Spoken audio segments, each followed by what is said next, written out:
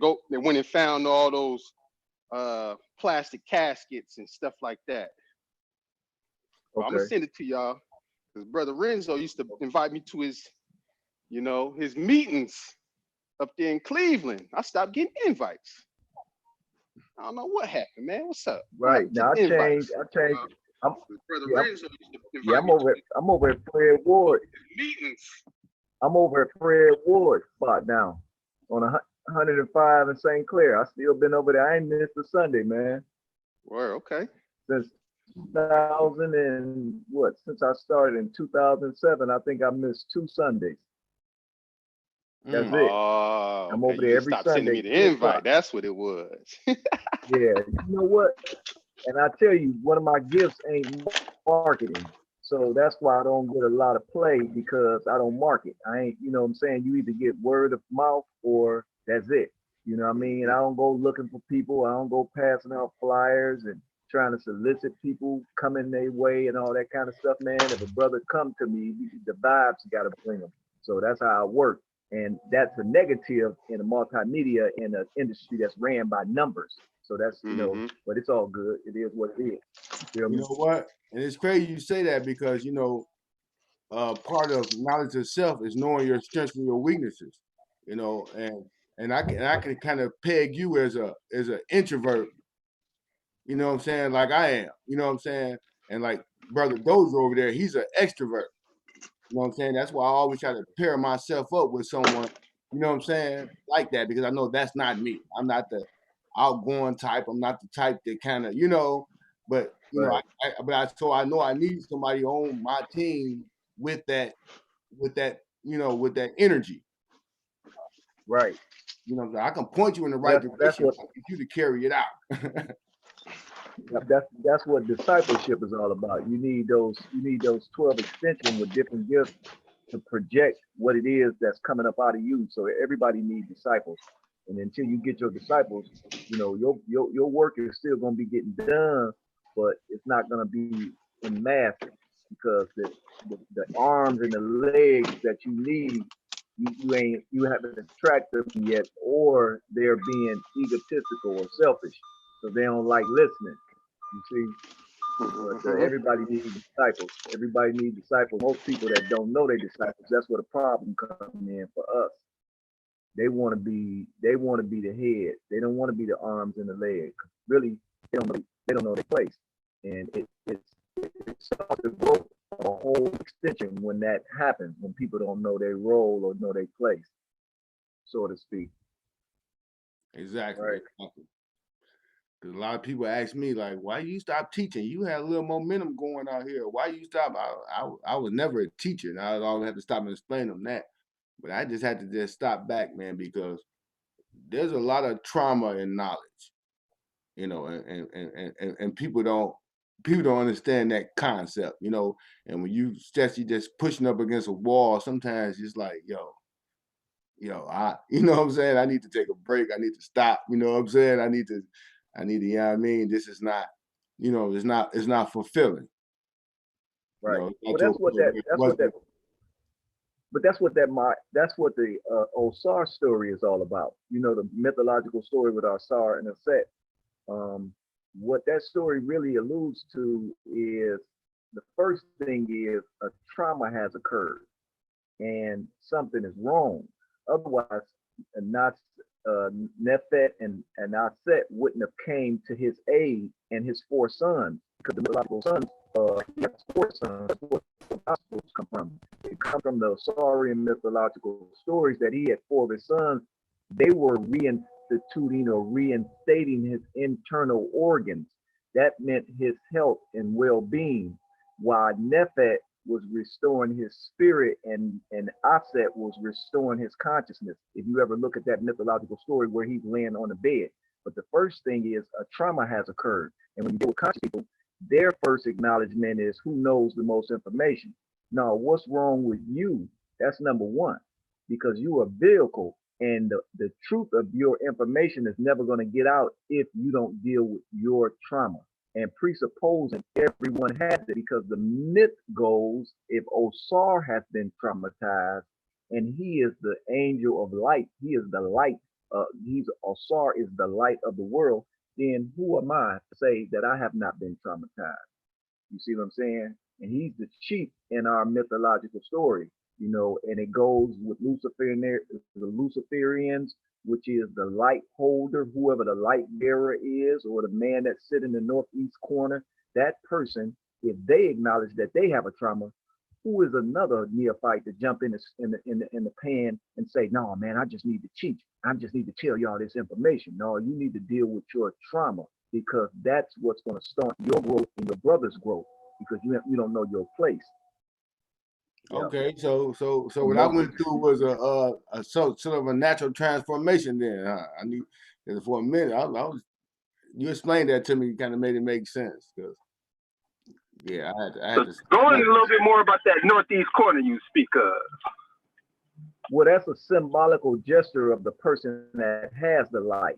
In other words, before a person can go to the light, before a person can find knowledge, you first got to find where it's at. You see what I'm saying? And all light bearers are in symbolical places. Otherwise, how can somebody find you? So there has to be a location for you to even start to move towards in your aspiration to gain insight. And remember, insight is not dogma and it's not telling you about how grand I am. Light is to give you it's there to give you a plan for your redemption.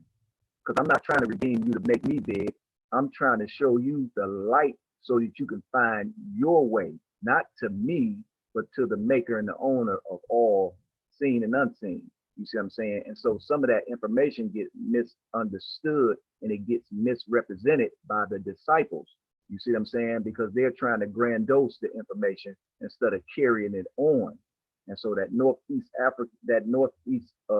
posture or symbolical gesture is because that person is the holder of the timely light. All light changes and all the leadership changes depending on time and space. You see what I'm saying? The term pharaoh was a person that was in their posture for the time frame.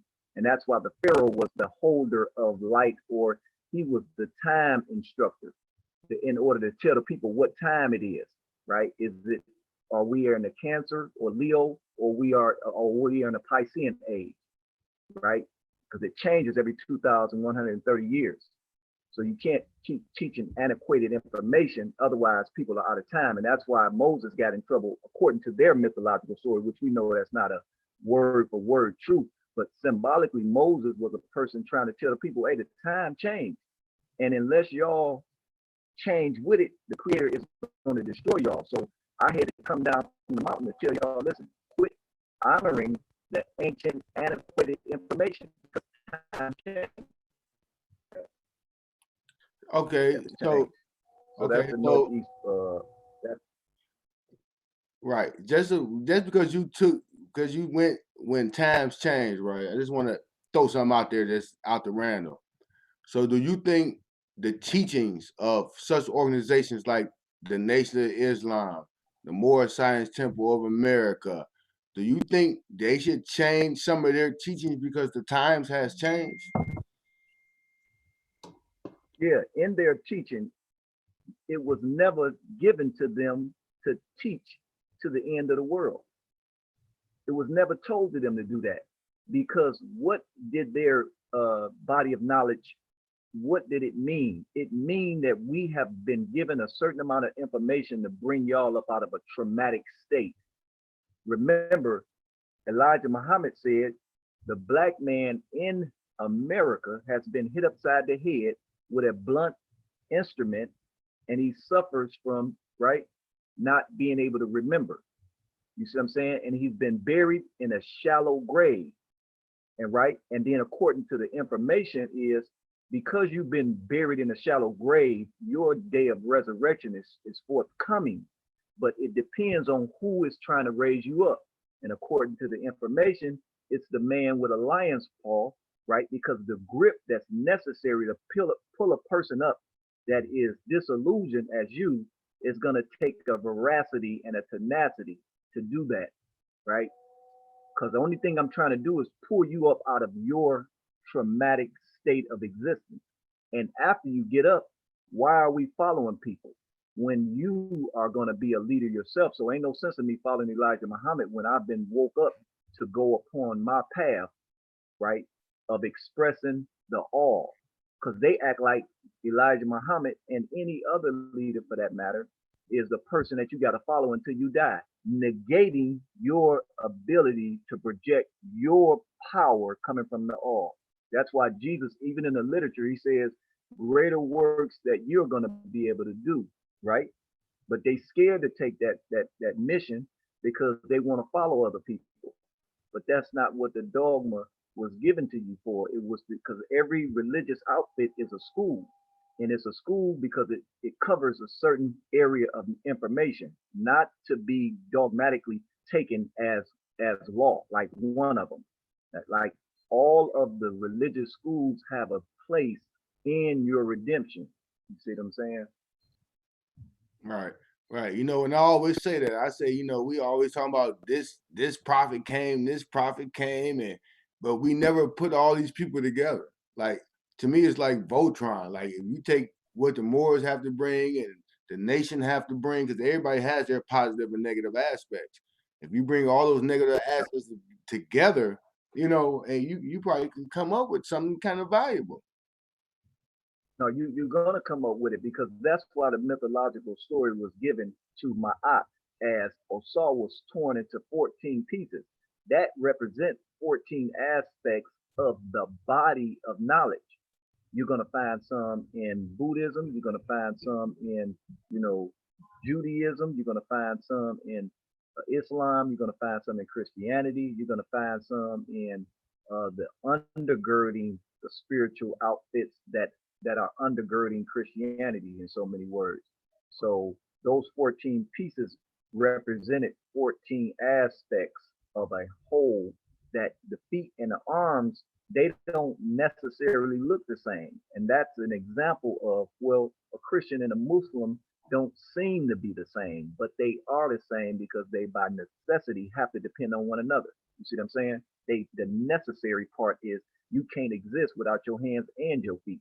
You see, but people that don't understand the information and they don't understand that religious outfits are schools and that never are you going to graduate if you stay in the 12th grade or you don't if you stay in the third or fourth grade and don't advance. You're never going to go nowhere, right? And then you as a person that's trying to project this information, if you didn't go to first, second, and third school, you can't even talk to nobody because you don't know what genre they're coming from. You don't know what body of information they're coming from because you didn't do your homework and you didn't go to school, right? So we have to understand the wholeness of it. And the reason why they got us broke up so good is because they got us decompartmentalized in little sects and segments, and we're taking that as law. Where I'm this. Well, did that mean that the body of information that you have is it final? No, it ain't final. Because most like knowledgeable brothers, they can't even submit because they didn't get that information from Christianity, which is the humbling aspect of knowledge. The Christians have that part mastered. You see what I'm saying? They are submissive and humble and very, you know, apologetic and pitiful and, you know, sympathetic. But you need that not to be so arrogant. You need that information. And so brothers jump on Islam and Buddhism, that's the arrogance of the information because that's the facts. And you don't go into facts without a certain sense of humbleness because then you'll lose your way because you'll forget that you too got problems. While you preaching to the choir, you see what I'm saying? You'll forget that you got to do some submissive things yourself and you got to humble yourself because you got some crooked roads, not necessarily because of what you did, it's because of where you came from. Because your mama and your daddy was crooked. Not, and I'm not being negative, but they was they were mismanaged and they were misguided. And so as a result, you inherited that in your DNA, in your RNA. It's in you. And as soon as you lose focus, it's coming out of you like a bird. And most people forget that part. So, you know, that's something that it has to be reinstituted to the people that got the knowledge. It's like you need to go back to Christianity for a second to get that humbling aspect. You know what I'm saying? The subjective or the submissive part of yourself, where you got to submit yourself to somebody else. people that got knowledge, man, they think that this is what it is. I know this and that. Did you read this book? Hey, you ain't never met such and such. I Barashango. I met Barashango. I met Kwame Ture. You know what I'm saying? I met Elijah Muhammad. Okay. Well, the body of information that you needed for redemption wasn't in none of them people, right? It was in the character called the Christos, just in the character, not in the reality. It doesn't matter if the brother was real or not. But what was the information trying to get you to understand, right? You had to go before it. So Jesus' character went before God humbly. Even though he was the dude in the story, he still humbled himself because he knew it was somebody greater than him. You see what I'm saying? In a story, right? Because that's all of this stuff is stories. None of this stuff is factual. Like, Osar didn't get torn to 14 pieces and get put back together and live. That's a mythological story telling you that the universe split in billions and trillions of pieces, and everything is being sucked back into it, or the black hole, so that it can be put back to where it came from. But it had to be broken so that it can recognize itself, right? And that's the same thing with me and you. Except you become broken, you won't even see your fragileness and the need for you to gravitate towards instruction and knowledge and science and all of that kind of stuff. You can't even see that if you don't acknowledge your brokenness. You see what I'm saying? Exactly. And that's why even under the secret society, the first thing you do is you acknowledge that you don't know nothing, right? And then you go looking for something as an outward expression that I'm asking for leadership because I don't know. While the conscious community, they try to hide behind books and outfit, right? And other grand characters' names. Oh, I'm with him. But they ain't got what they got to do with you. I mean, that's all good, but what they got to do with you, right? Right. Yeah. All right. This is my co-host Akeem Bradley. He just popped in the room, brother. Yeah. Akeem. What's up, He out of Atlanta, and I know you remember my brother Dozier. He's from Cleveland, but he's out of Carolina. Oh, no doubt. Oh, no doubt. Yeah. I can hear y'all, but it's like real low. I don't know what happened. I'm trying to find my headphones. Okay. Can you hear me? Can you hear me, brother? Yeah, That's what I'm saying. I got my phone on speakerphone and I got it to my ear. That's how low it is. Oh, well, we can hear you real good. Okay. You loud and clear. Yeah, but that's part of the problem, brother. Is in the mythological story, you're gravitating towards principles instead of facts, and that's why I don't like brothers that be arguing facts because okay, Noble Drew Ali brought this kind of information, but what's the principles coming from it, right? There we go. You're trying to make me submit to a brother that don't have the knowledge that I need, because presuppose you know what traumatic place I'm coming from. So some of us are coming from drunkard places, some of us coming from sexual assault, some of us are coming from arrogance and egotisticalness. We're coming from those parts of brokenness. You see what I'm saying? And so it don't have anything to do with you. It was your 23 chromosomes that gave you. That's why it says you was born in, and then you were shaped into iniquity, because that's coming from your DNA and your RNA. And the battle between you and it is where the grand dose is, because you're trying to battle against yourself and a bunch of the things that you occurred with before you were brought forth. So your mother and your father gave you some genetic things to war within. And most brothers are jumping past that and they're going into the argument of information. Now you need to argue with yourself first, right? Because that's where the once you get that together, so you won't have no restriction, and you won't, and it's easier for you to submit to other brothers in brotherhood and elevation, because you can't elevate against a brother that you're egotistically going back and forth with. You can't do it because your inner man won't let you. But if you have defeated the beast, and the beast is the lower primate in your, according to Jewel Pookrum, your 7 circuits of the brain. If you go to Jewel Pookrum, she'll tell you the 7 circuits. The circuits are the 7 different spheres of your possibility or your potential, based off of the merging of all other kind of species in your development by the gods that created you. And so you're going to have to war with them inwardly first. And then you can be social, as the Quran said, I created y'all as social beings, but you don't get that from us. You see what I'm saying? Because we act like we don't know that we need each other. And that's why he said, I created you in tribes and families that you may know. Know means to inwardly or is intimately become involved in each of our affairs. What happened to you, brother? It's not personal and it's not to be embarrassed. What happened to you, brother? Okay, well, this is what I know that will help you in your redemption, because you ain't gonna bypass this. You're not gonna put no, no nice piece of bread on no terrible meat or no terrible sandwich. You ain't gonna do that, because all it's gonna do is when the sun come out, it's gonna bring the rottenness that you've been covering up for the last, several hundred years. And then that crystal, that crystals that's in you that's been waiting to shine is going to be covered with all type of illusion, because you're not bearing witness of the truth, which is your worst enemy is you. You just been privileged to know about this European man. He's a manifestation of the war that was going on with you before the 32 or 33 different areas of ancient Egypt system. Before those, I forget what the term is eluding me now. Those ages, it's pre-dynastic. It's before the pre-dynastic period of ancient Egypt. Okay, the dynastic periods of ancient Egypt is where the kings and the pharaohs came into place at. But before that, there was a reality being taught, and that was your downfall in all of those periods. The 33 different ages in ancient Egypt, that was your downfall, because that was when you was giving birth to the white man. You gave birth to him through those processes when you turned left, when you should have kept going right, which is in righteousness and rightness of your destiny, which is to fight the degeneracy in yourself, not to be putting yourself over other people. Hey, just to comment on piggybacking on some masonry, that's why you drink with your left hand. Whenever you're doing something you shouldn't really be doing, you ought to do with your left hand, because you know to watch it and monitor it. You know what I'm saying? So I mean, it's those subtle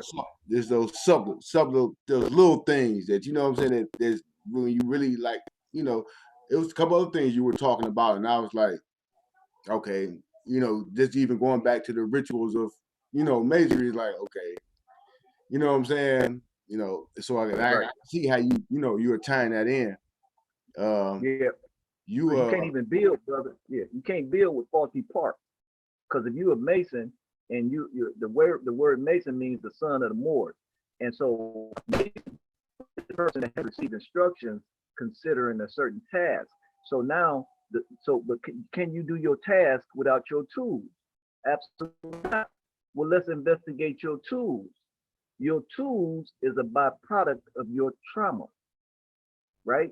Because you can't see who you are if you're disillusioned. You're disillusioned because you haven't dealt with the trauma.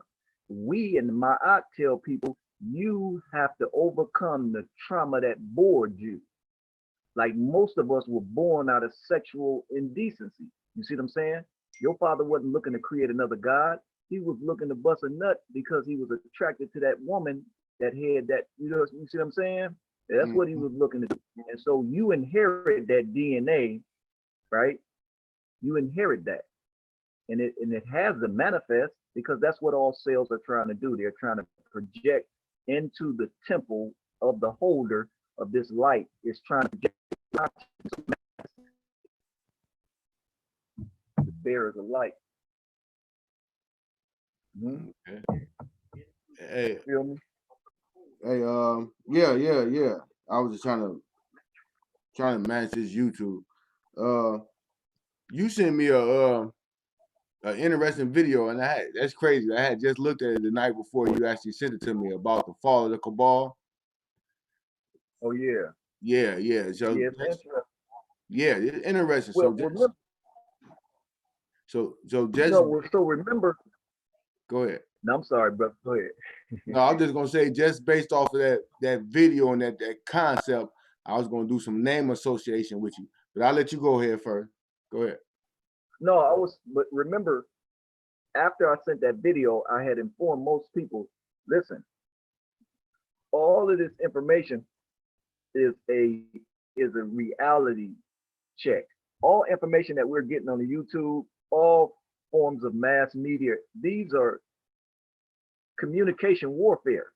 And it's between the holders of light in North America that this is coming out as a result of. They're warring against each other. So they're sending out false screen information, smoke signals. They're sending information because remember at the end of that video, it presupposes that Donald Trump is a master at what he's doing, and he's actually doing the right thing. That's what's being suggested at the end of that video, if I'm not mistaken. Right. You can see where the support came in. Right. Yep. And so, but again, in ancient Kemet, we don't negatively look at any misinformation. We dissect it, break it down, and look at what is it that we can use from it, regardless if they lying or telling the truth. Like, you ain't supposed to take information at anyway, because as a scientist or a chemist, you're supposed to break it down. I wouldn't care if a black man is saying it. I wouldn't care if a man came to you with woolly hair and a kente cloth on. If whatever he is saying or she is saying is not being dissected and didactically broken down, you shouldn't take it as gospel anyway, right? Right. So, but it is interesting information because I mean, it's just like we were talking about earlier when you say you could take a little from the Buddhist, a little, little from the Muslim, a little from the Moor. I look at that kind of stuff the same way, because at the end of the day, I don't know none of y'all other folk, what I'm saying, that be doing, what I mean? So at the end of the day, there's no absolutes, what I'm saying, and involved with it. But I just want to throw a name out there. So Obama. Real quick before you change gears, I brought that brother Lorenzo, the dude in Cincinnati. He always says, "Look it up." He'd be like, "Obama's real name is Barry Sanders. Look it up." Y'all know what I'm talking about? No, I had to say. Dang, man. All right, go ahead. I just throw that in there. Wait, look, Jess, I'm gonna find him before the end of this show. All right. But Obama breaking up, brother. He's one of my Facebook friends, but he always giving out information. Then to say, look it up as if, don't take my word for it. Go look it up for yourself. Oh yeah, as you should. But Aki, what's his name? I can't remember his name right now. You talking about Dr. York? Who? Dr. York or Who? Dr. Ben? Who said no? There's some guy now.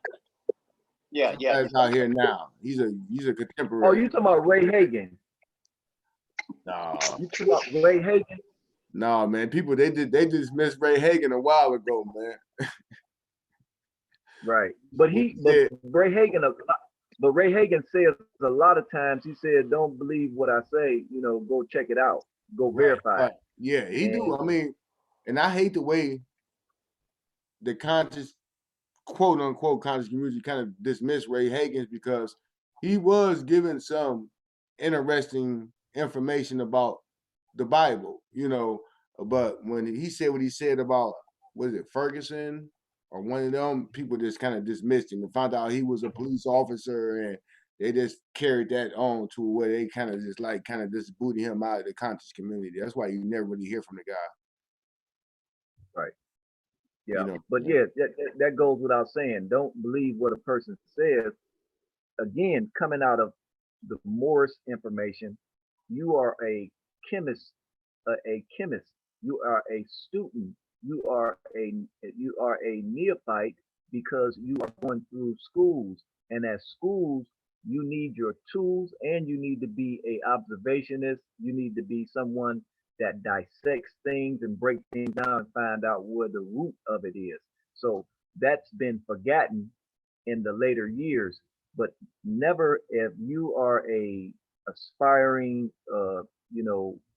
whatever you're aspiring to be or to do, you got to be a scientist. You got to be a scientist, man, because I could run you through a bunch of lies to self grandiose myself, and then by the time I die, you done been put on a wild goose chase, and you ain't gonna find out until I've been dead for 5 years, until they pull the wool off. You see, and that's what's being happening to a lot of brothers, because again, What is the basis for information? It ain't to prove who's right or wrong. It's to get you up out of your traumatic existence. That's what the information is for. See, the games has been played with a lot of people that people have respect for, but by the time you're gonna know the truth, remember you were trying to be pulled up out of the shallow grave. How am I pulling you up out of your shallow grave while I'm trying to get you to build me a castle and a kingdom and make me out of one of the Netarus of the next dimension? And you still in that shallow grave full of filth and you know what I'm saying, and byproducts. And so listen, the teacher says the teacher appears when the student is ready, the teacher will appear. So the teacher ain't there for themselves; they're there for you. It presupposes you've been blind and the teacher's been walking around you already just because you had the arrogance you couldn't see. And a teacher is naturally going to give you information to be rehabilitated. All right. If it ain't, if listen, if the information that you have is not rehabilitating you, you've been bamboozled. You've been hoodwinked.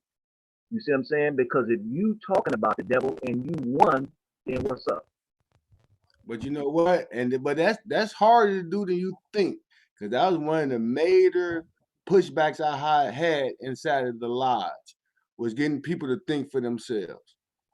They want you. They act like they elected you to think for them. like what do you mean? Go look. What do you supposed This must be pre-Doge era. do?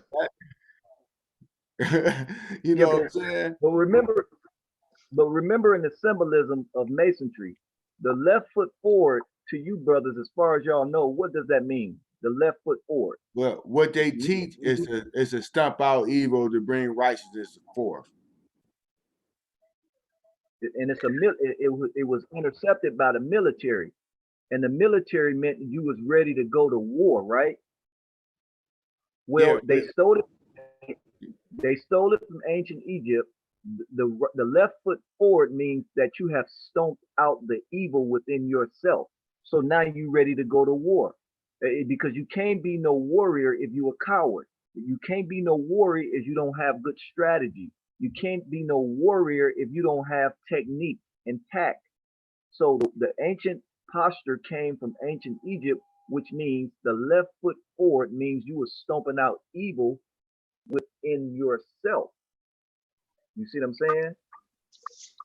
That's where the evil begins. It says it starts in the self. That's why in ancient Egypt they also told you the knowledge starts with the knowledge of self.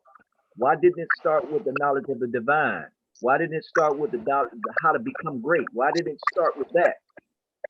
Because you can't even perceive that if you're self-illusion. You can't perceive divine information if you're self-illusion. So you got to consider what is evil. Evilness is sickness. And how are you sick? It's only because you have been served a trauma by your mother, your father, your great-great-grandfather, etc.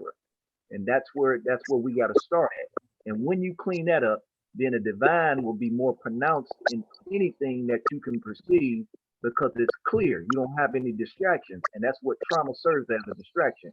You see what I'm saying? And that's why athletes serve for the best neophytes. Because athletes, in order to be a good athlete, you got to war against yourself. Your weak mind, your inability to be persistent, your inability to believe that you can be greater than anybody has ever been before you. You have to beat a lot of different thoughts up in your head to even become a real live, alpha sports person. You really got to war with yourself. And if it's anybody that's been a great athlete, they'll tell you it's been many a days that I wanted to quit. There's been many a days when I said, man, I can't run faster than him. Ain't no way in the world, man. That dude is a god for real. You see what I'm saying? What you mean? Yeah, what you mean? I got to do 12 200s at 25 seconds. You what? I ain't doing that. You Right. better get out Ask Mosby. He gonna call me out. You forgot I'm a Division I athlete. I could personally Called me out. Got dusted. I know what you're saying, Brother Renzo. Some people pretend to be athletes. They pretend. What you say, Aki? Nice. Oh yeah, brother. And if you and in hindsight you'll get it. When you look back, you'll say, "Man, I was a weak-minded person until I overcame those feeble mentalities in myself." That's when I became great. Now people talking about me because I did the unthinkable. I ran when it was raining outside. I worked out when it was snowing. I was sick and I still went forward because who was I trying to beat? I was trying to beat the lesser person in me, right? Right. And when you go to Egypt and you see, if you see your ancestors with those uraeus, which is those serpents on their forehead, you hit them with two, and it was one that was above the other one, and that just means that the greater part overcame the lesser part. You see, that's what that meant, and that's the war within. But that's why they gave you that's why the brothers received that posture in masonry as a symbol. The first symbol was you with the left foot forward. You can't go to war if you're not a warrior, and you can't be a warrior if you ain't fighting against your own insecurity. You see what I'm So saying? It ain't gonna work. so let me ask you this: you're not gonna find too many brothers in the lives that's gonna even explain that whole concept.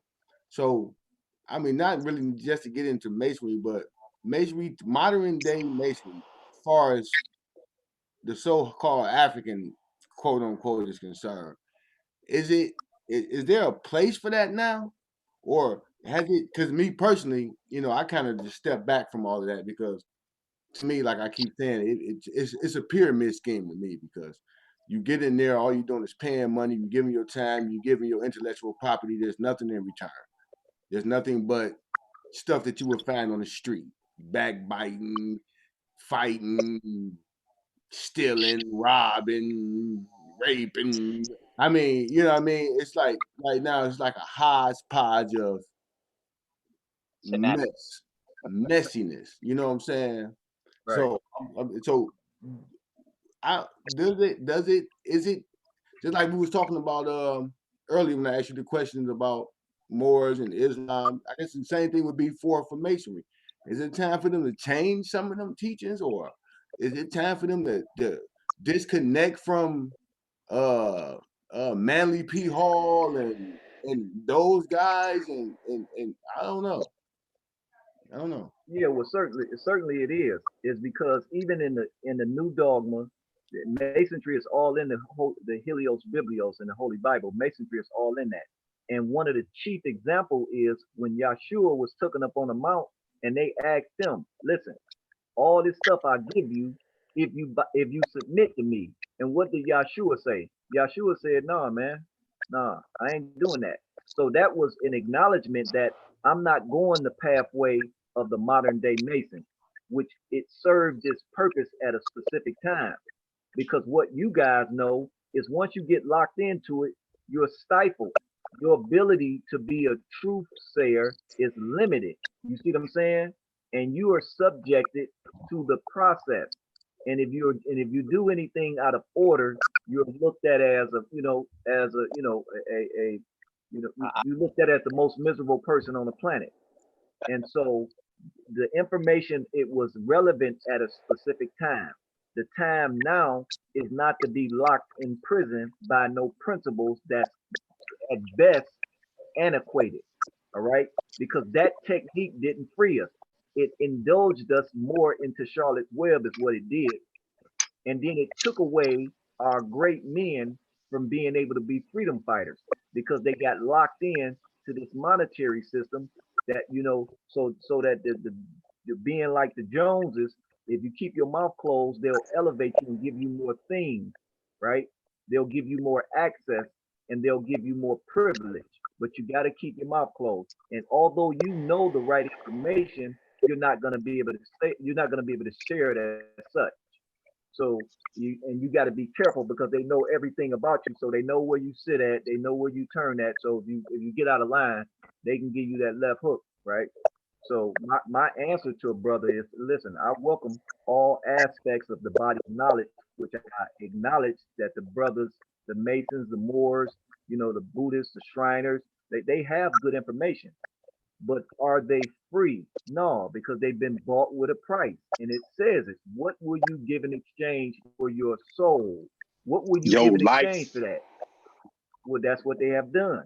They have literally given it, you see what I'm saying, for the exchange of the promise of the indulgence of physical retention or physical retaining of materialism, to be looked at great, to be put on the projection of the world by being on CNN and being on a big screen or making the team and all of this kind of stuff. Your soul is an information backed body of information that manifests itself at different times. The soul I'm talking about. The soul is a body of information within you that is to be projected at a specific time so that you can be in alliance with what you were created to do or to be. You can't do that in masonry. You see what I'm saying? Because if the universe tell you to go and tell the brothers what's going on, you can't do it unless you go to such and such and say, "Hey, can I talk? Hey, can I tell them this now?" They're gonna say no, because that's messing up what we're doing. But what about the universe? What is the universe doing? So We where ain't do you talking feel about. that Scientology fits in? No, Scientology. So see, understand that all the information that it belongs to secret society was stolen from Northeast Africa. And at different times, the leaders of these outfits were part of what you would call secret societies. And they were allowed to bring this information out because it created chaos and confrontation. You see what I'm saying? So they was allowed to develop these aspects of Jehovah Witnesses, and all of these people are Masons or the Knights of Templar, but they all got their information from Northeast Africa in different degrees. You see what I'm saying? And so now we got to look at it for what it is, because hindsight is 2020, and there's not a religious outfit that was not there's not one that was not started by a secret society member. All of them was started by secret society members. You see what I'm saying? And they was given the blessing to bring it forth because it would create more chaos. Because anything that separates people is chaos. Let's say this: everybody is going against divine law. All of us. It ain't our fault, but all of us are going against divine law because that's how we was raised. Well, I wouldn't care if a person is a Chinese. I wouldn't care if they're Gullen or Pygmies. The fact is, the war starts with you. So all of us are brothers in that sense. We all have a favorable unity in our aspiration for purpose. All of us should be trying to wrestle with ourselves. So I'm not arguing with no Jehovah Witness. I'm trying to argue with myself. I'm not arguing with a Chinese man. I'm trying to argue with myself. You see what I'm So, saying? So so, so what do you? Oh, go ahead, Aki. Go ahead, Aki. I was gonna ask, and maybe you already touched on it because I chimed in a little bit late. Do you, as far as masonry is concerned, do you think masonry has a future, or should it just completely do a 360 and change and Well, just not do 360, 180. well? Okay, 180. Do you masonry in the future just need, as it exists today? Do you believe or feel that it needs a complete, I was going to say douching, but a douching only relate to one specific area of the body, a complete detox? No, It- nothing is complete because remember no, because all information started off in purity until certain men picked it up and started taking the information and deviating people from what the information was meant for. Remember, when they took this information out of Egypt, the information was placed in schools. The way that they set it up in Egypt, and this is pre-dynastic. Pre-dynastic Egypt had schools set up for bodies of information to be given to you at specific times, depending on what time it is or was. And so they still have good information, just like I would tell a person that's reading the Bible. I wouldn't tell a person to throw the Bible away because there's pertinent information in there, right? But you just have to become the master chemist so that you can dissect it. But you can oh, only do that if you got your right mind. You can't do that if you don't even have a mind. And a mind is the ability for man to investigate, observe, and come to a reasonable conclusion that benefits his efforts towards becoming untraumatized. Because everything goes back to trauma, brother. Because if me and you are fighting to make the Masons seem like a great outfit, and you and I are still drunk, and we're still abusing our children, and we're still mismanaging our women, and we're still not directing our family, then what good have you done? I wouldn't care what you have contributed. I wouldn't care how much money you have raised, and I wouldn't care what you look like as a united front in America. You are still a dismal creature. Okay. Well, since you put it like that, I like that. I like it. And I'm glad you broke it down for me like that, because for quite some time I've been thinking to myself that masonry, in order to move forward, needs to be detox. But now, after you listen to you, someone come from a different direction or a different angle to break it down. Okay, now I no longer believe that. I Right. need to start much doing what you just said. And it says it, brothers, and it says it to us. It says, seek first the kingdom, the kingdom. First seek the kingdom, because this is the tool that any grand master, right?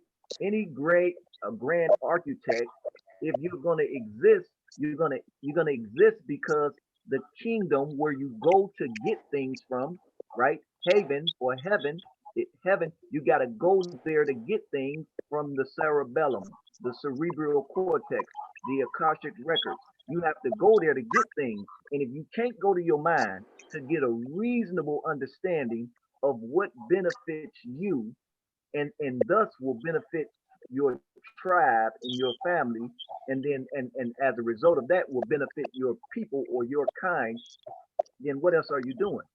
You see what I'm saying? Yeah. Hey, let me ask you this. So, what do you think the role of spirituality in the forms of like voodoo or Santeria or dealing with a Aruba priest? And I ask you that because we actually have brother I don't know what he go by now, but he is a Spencer practicing Scott. he's a practicing Aruba priest. And I just want to kind of get your take on like where is that spiritual connection with, especially with what we're going through now with this whole so-called coronavirus and thing. Well, when you speak of spirituality, you're talking about the spiraling of information, and information leads us to the practice of products or things found in nature, which you call those the boon doom priest and priestess is dealing with material that are natural on the earth. And so the Wickers are dealing with things to bring their pain to a less reality, because the human effort or the human endeavor is to escape pain. How can you escape pain when everything physical was made to reach or to experience pain? You have to go through spiritual concoction. You call them wicker or voodoo or magic or white magic or black magic, but it's really a chemist. That's why in Egypt we called ourselves chemetic or chemists, because we're dealing with the science of life. Because outside of scientific compounds, what else is life, right? What else is life if we're not talking about the measuring of different compounds and mixed in with others to bring a certain reality? That's what you're dealing with. And so in that process, you're going to naturally need to become a practitioners of what they call voodoo, right? Or magic, which it ain't magic like they say. It's just dealing with minerals and vitamins and minerals as compounds to bring the pain to a lesser degree. And then you're naturally going to need to do this because the coronavirus isn't even natural, and this is why it's causing so many problems. Is because part of it is synthetic, and so even with that, you were taught that the brain, the natural brain that we have, can concoct any chemistry compound to overcome anything man-made. You see what I'm saying? And that's why fear will take you into a low place as a in a posture to try to overcome what these demons have created. You see what I'm saying? Dealing with swine, dealing with things that you never should have put into human activity in the first place. Because all viruses come from the animal kingdom where you are misappropriating their reality. The ancient Egyptians used the animals for consciousness. They didn't use it for a 7-course meal, you see? And viruses come from animals. Don't get it twisted. And so the devil, which is a human being taking spiritual information and use it for wickedness, that's what a demon is.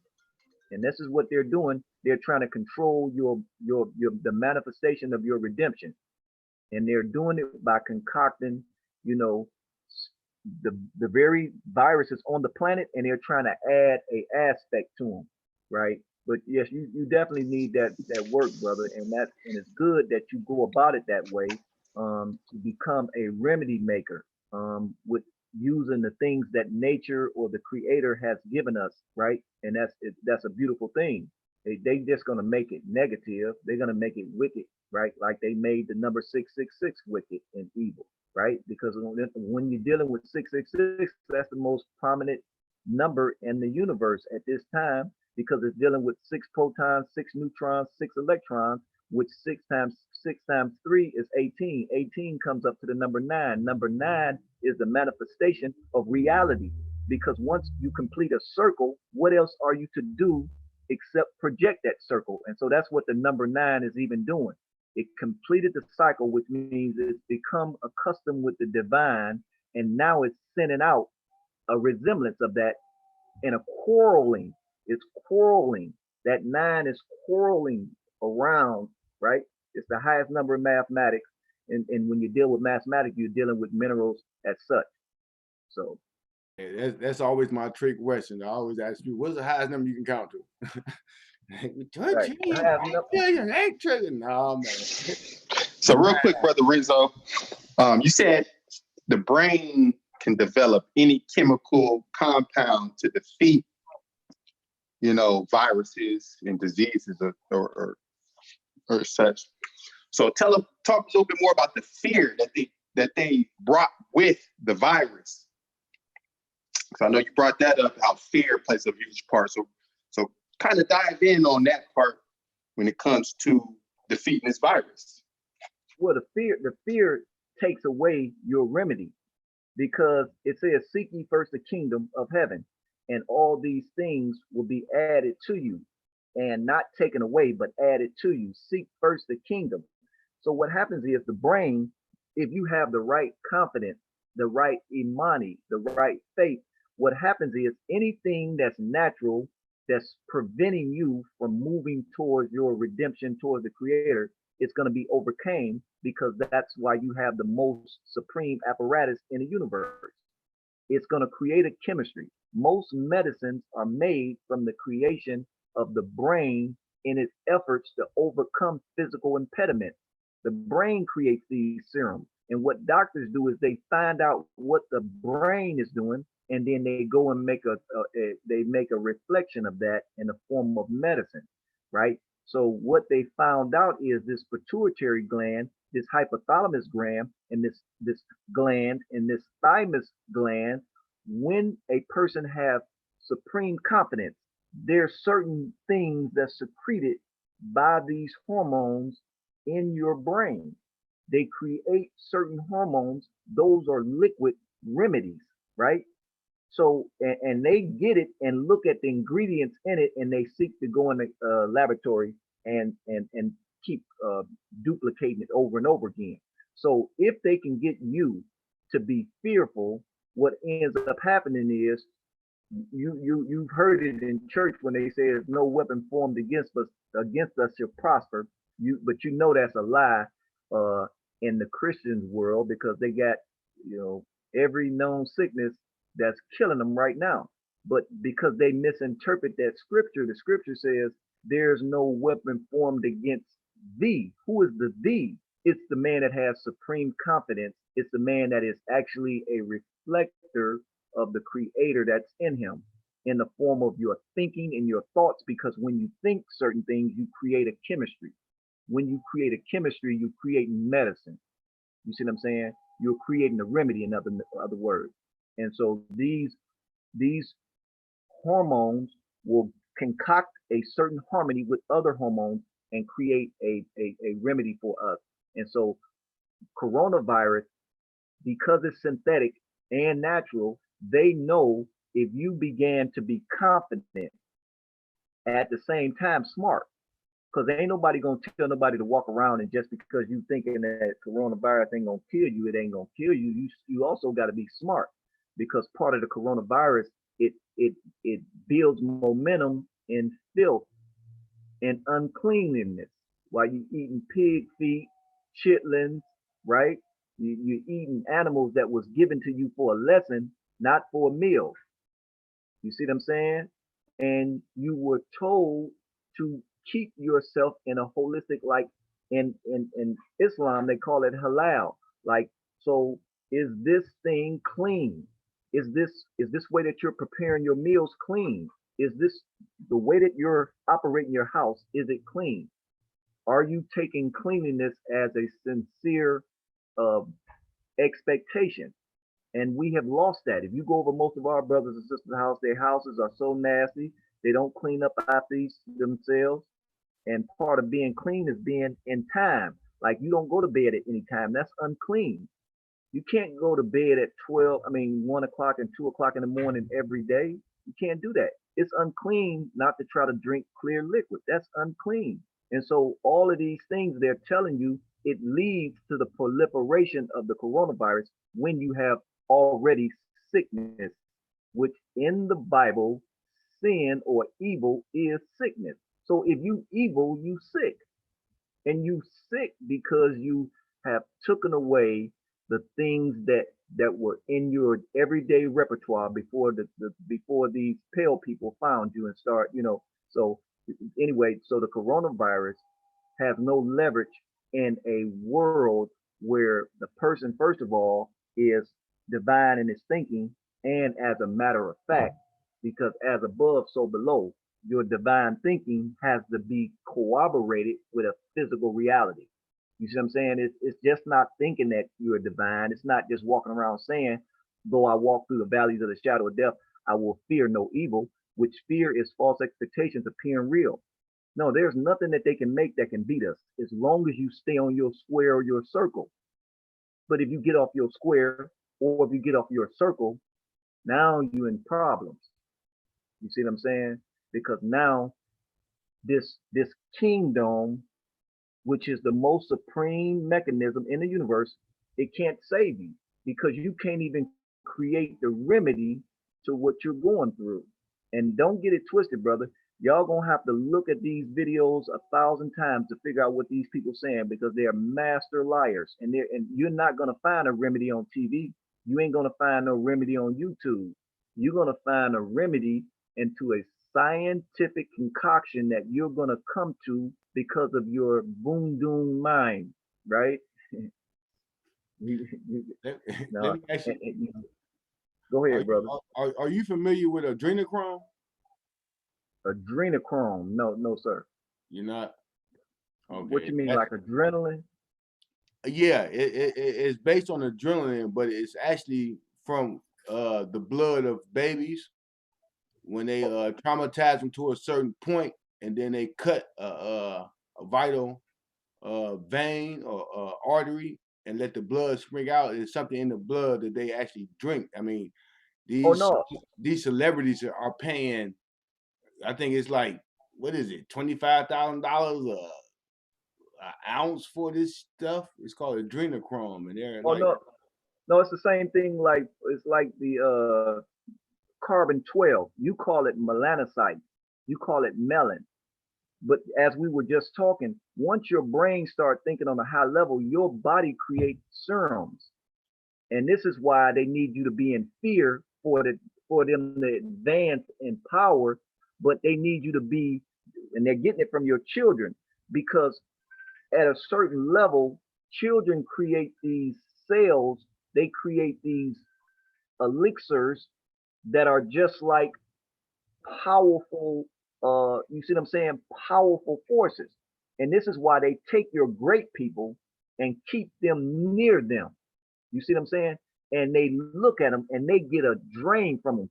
Just like if you guys are familiar with stories in the Bible, David, when he was sick, he went and found a virgin because the level of power in a body that harnesses all of this energy is very important to people. And you can naturally be healed by a body that's keeping its energy as opposed to letting it out, right? And so we know that if we can keep you very, very happy, very, very confident, very assured to yourself, not because of no illusionary phrase, but because of information that illuminates your thinking and your steps are more scientific. You a bad mama jamma if you can take those realities and put them together, which means think great thoughts and do witty and wise things, right? But you can't do one without the other. Faith without works is dead, and a great thought or a great mind without a manifestation of the same is useless. You see what I'm saying? If you don't have no plan, your energy is going to converge on you. But we are taught that the power that is in man is most exemplified when he's thinking and then he actually projects it out. You have to get it out. You see what I'm saying? But this mind creates chemistries that you can't find nowhere on the planet. And they wait for you and your children to be at a certain level. And then they want to snapshot that. Kill them, cut it, and let me get that and let me drink that. But it ain't going to help them. This is their thoughts. It gives them power, just like me and you. If we drink a great concoction like a juicer, we feel a little bit better. But they can't take that reality into the afterworld. They act as though it's going to make them divine. It'll make them powerful on this planet, but it ain't going to make them divine because it's deceit and deception. And if you don't do these things for yourself, you're called a thief and a robber. You see, because you're robbing somebody else's gift. You're stealing. And according to any spiritual law, that's against the universe, right? But they do it for temporary reward, these stars. And it's self-confessed because every star you know, every one, even the ones that we like, they die of a miserable death. And even if they don't die of a miserable death, when we find out what they were doing when they were on this planet, you're going to be amazed. All of them. I'm talking about Aretha Franklin, all of the ones that we love, the Michael Jackson, James Brown brother, because they made a pact. In the story, Yahshua said, no, you can take that and go to hell with it. I don't want none of your stuff. These people, and they didn't know about it, but they made a pact, and then the miserableness of existence is given to you once they die, right? Wow, yeah, that was powerful. That kind of reminded me when you talking about the brain. Like I said, I work with drug addicted and mental mental illness population, and I always try to tell them whatever gets you high is already in your body. It's like the drug just help release what's in you already in you. I'm like, that's what gets you high is already in you. That just kind of bring me back to what you were saying. They call it dope because it releases dopamine, right? Dope can be anything that releases that. Oh, no doubt. Whose speaker? Do y'all see that it says your speaker is not working? Can you brothers hear me? Yeah, I can hear you. Oh, okay. And so listen. It was breaking up for a minute. Okay. Yeah, because he said Michael Jackson. They don't like that. He said Michael. No. Certain names, cut them off. Certain names you can't say online. They start messing with your feed. Talk about. Right. Lorenzo, let me ask you this quick question. Well, it's not really, I guess it's a question, but during, I guess they call it slavery days, slavery times. Prior to or during that particular time, the slaves ate what was given to them, the slop, the waste parts, and we took those as slaves and turned it into a delicacy: pig feet, pig this, pork this, that, and the third. And all that you had said in regards to the glands and the fear, what have you, during that particular time, how would you relate or break it down? That's what they had to eat during that time. But now, even today, even though we're not quote unquote in that time anymore, slavery days are over with. I know it's still around. Slavery days are over with, but there are some people, some of us, still indulging in the pig feet, the pig butt, the pig nose. When Well, now they have a choice, but back then they didn't have a choice. well, remember, they just don't have the knowledge of themselves because I always tell people in order to effectively impact people, you don't need to tell them anything, you need to teach them. And so what happens is once you learn the anatomy and physiology of the human body, I don't need to tell you what not to eat. You see what I'm saying? Because Okay. if the goal of man is to be delivered from pain and suffering, surely that neck bone sandwich is going to bring, some issues in your colon. It's going to bring some pain, just as sure as your name is what it is. And you're going to beg for anything. And this is why the modern day man that's in pain, he will smoke crack, he will take heroin because he want to be alleviated from that pain. But the problem is that he has not been taught the knowledge of how his body works. And as a result, he has the freedom to do whatever he wills, right? But he thinks that he can go quote a scripture and the scripture is going to deliver him from the pain. You feel me? Yeah. That's an illusion. This is the illusion that he's been given because of this master orator that has the ability to make you think Morgan Mindy is real people. He has the ability to make you think Red Right Little Red Riding Hood is a real reality.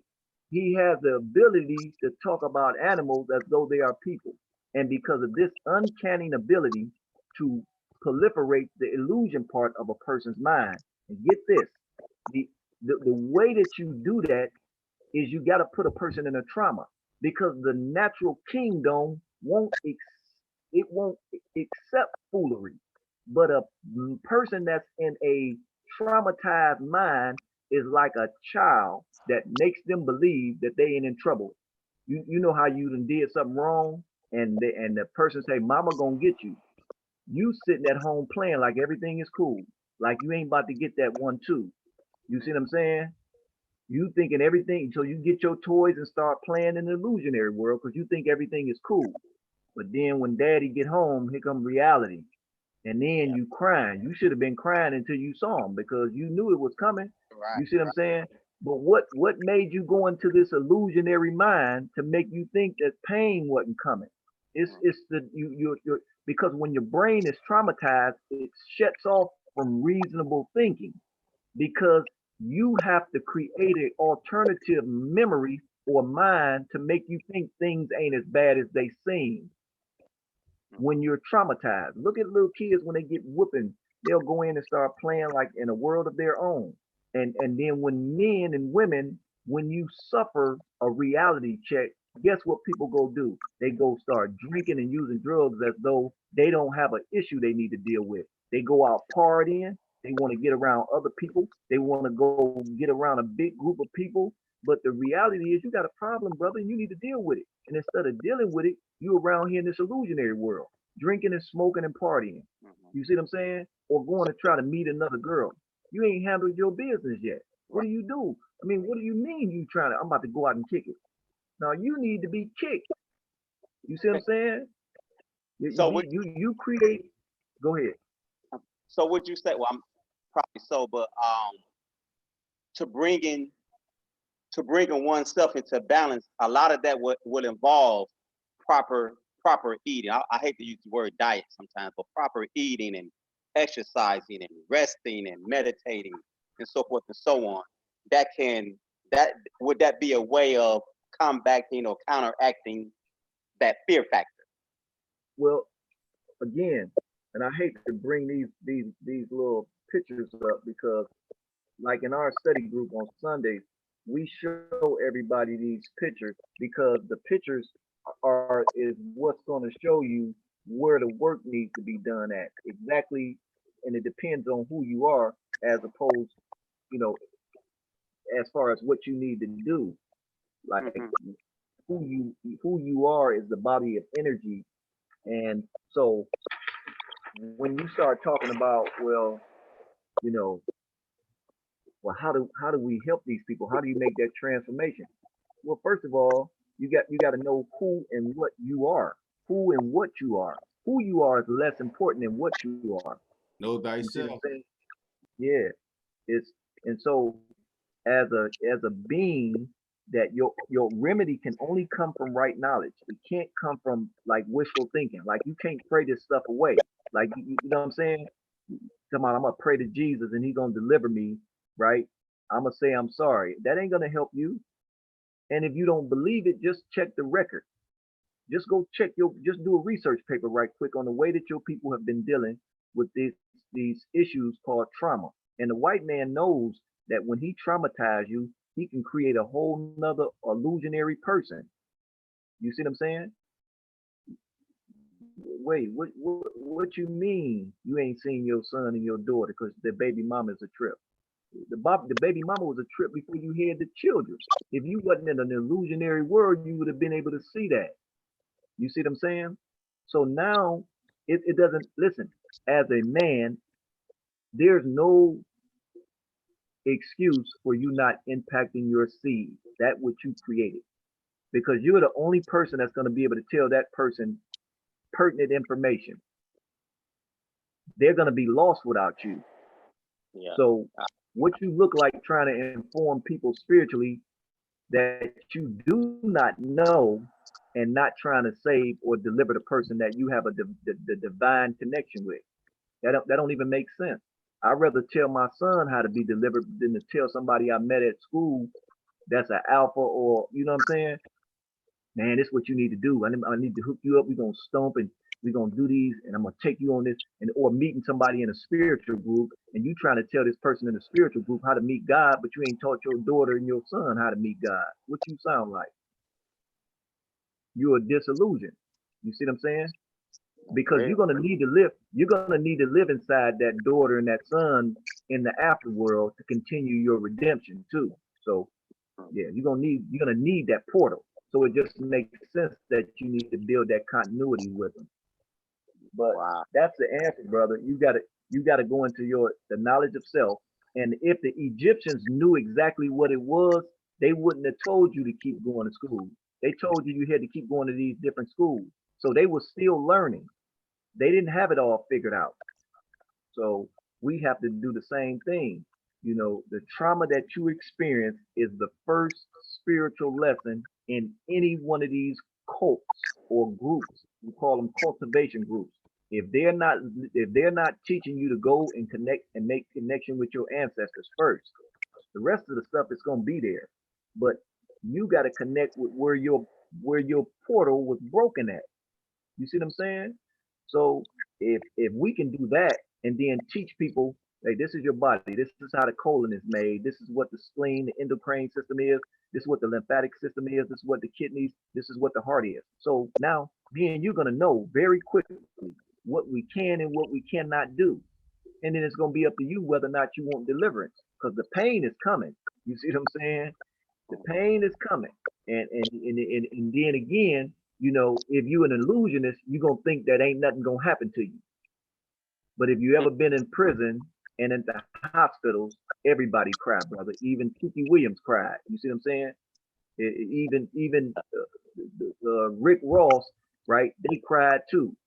Larry Hoover, they cried too. You see what I'm saying? So the pain is what the human condition is trying to be alleviated from. And the only way that it can be alleviated from it is that you got to reach a higher knowledge. And that's called the knowledge of yourself. And we use voodoo, we use wicker techniques to do that. You see what I'm saying? And the only reason you really need to do that because your ancestors did they was forced in such a bad position. When your people say soul food, just think about that. This is soul food, and Mm-hmm. we still ain't overcome this demon we keep calling God God like that's a name, that's a title. It's a title, right? Exactly.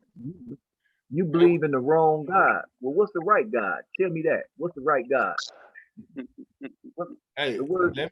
let me ask you this. Let me ask you this. I mean, this probably go for anybody, and that's on here on the group chat. They're, they already kind of knocked the school year out. It's been almost 2 months. The children been at home, so Yeah. more than likely they're preparing for there not to be school in the fall. So, what advice do you give to parents? I mean, I I mean, just me knowing a lot of parents, a lot of people, this homeschooling thing ain't a good idea for a lot of people. So what can we do together as a community? Because I always had this idea. Now, let me just put this out. I always had this idea that if I got a third grade teacher and she lives in, say, Ward 5, that I can get at least 20 parents to pay that lady $75 a week to teach her children. And I think that we would, that's just a simplistic solution to educational mishap that's going on right now, where we can start teaching our own children. But right now, we have the perfect opportunity to take advantage of teaching our children. We know kindergarten and preschool was all made to take them child from their mother as soon as possible to start their indoctrination. Right now, we have the perfect opportunity to take control of our children. What do we do? Oh no, you're dealing with something that's, see, in the Quran it says the devil plan a plan and Allah plans a plan and Allah is the best of planners. What you're dealing with is it's a remedy unprojected. So you're going to be forced to have to deal with your children because the worst enemy of black people is black people. You see what I'm saying? And the way that we learn is horrible because you send your children to the killing fields, the brush shoulders with sick people and people with sick ideas, and your child is with them for 8 hours a day. So this is a benefit while your children are at home. You see what I'm saying? Because they're not in school learning mischief from their partners. And your brothers and sisters ain't teaching their children nothing. So this is actually good that we're not in school for a season. Now, whether or not you're going to build better relationship with your children, right? That's up to you. But this is being given an opportunity to finally figure out what you have created. You see what I'm saying? Because you've been sending them somewhere else for about 8 hours a day. Because when you make a bad chemistry compound called making baby, He you said didn't know you you gonna could. see. Hold up. He said you gonna see what you finally created. Hey, no doubt about it, man. Because making children is like cooking a meal. And if you don't want to eat it, why are you trying to feed it to somebody else? And so what Hey, the hey, bro, children, hold up, not to cut you off, but I took that to heart because that's been my field. My field been teenagers and children, what I'm saying, for the past 25 years. So when you said that, it just resonated on a whole different level. Like now I, you see. I just before chiming in on the show tonight, I was watching the news and they had some parents on there, pulling their hair out, making little Facebook videos or whatever, that they have to deal with their child all day long at home. And that just shot me back what you just said to, wow, okay, this is what I really created. I only deal with them for a few hours out the day and then on the weekends, but the teacher deal with them for 8 to 10, maybe 12 hours a day if they, participate in the sport or something. yeah, because So your child is a reflection of your ignorance, and that's why most illusionists don't want to deal with their kids because the kid is a symbol of what you do not know. Because wow. how dare you say during the coronavirus that this is a crazy time? They better hurry up and get the schools back open. First of all, you're gonna figure out what they have not been teaching your children. You ain't been teaching them, but you know they ain't been teaching them nothing because they're at home with you. Ask them a question. Who discovered America? Okay. What is a food pyramid? What is a food? And tell Wow. me why most of the population among African American people, African American population, is still suffering from diabetic realities and cholesterol, high cholesterol realities. Is because the parents are so traumatized, they don't even see that they are their worst enemy. Forget the white man shooting somebody in another town. We'll talk about that at its rightful time. But what about you killing your children with the food that you're feeding them? Or the negation of food. Your kid is lazy because he's fat. I'm sorry, brothers. Don't Hey, take it personal. Your son is a glutton. The Moors taught the white man how to eat when he went into Spain, and your children don't know how to eat. They said that the food portions got to be as big as the palm of your hand. When we make meals, the palm of your hand, each portion has to be that size. right. But me and you know for sure. Listen, on barbecue Sundays, whenever the sun come out, we got our plate stacked. That's called gluttony. Yeah. That's okay. Well, if it ain't a sin, it's an unimaginable reality to fill your colon up so full that you literally look like you 7 months pregnant and you a man. Hmm. My fault, brother. That's But you see that's what what I'm saying? happened. That's what happened on the And then holy days. you see what I'm saying? And then you think ain't nothing wrong. You don't know. You don't think nothing wrong with you. You can't even see your feet, and you don't think nothing wrong with you. You see what I'm saying? Your body won't produce hair follicles, and you don't think nothing wrong with you. You go put a whole wig on, purple and green, and you don't think nothing is wrong with you.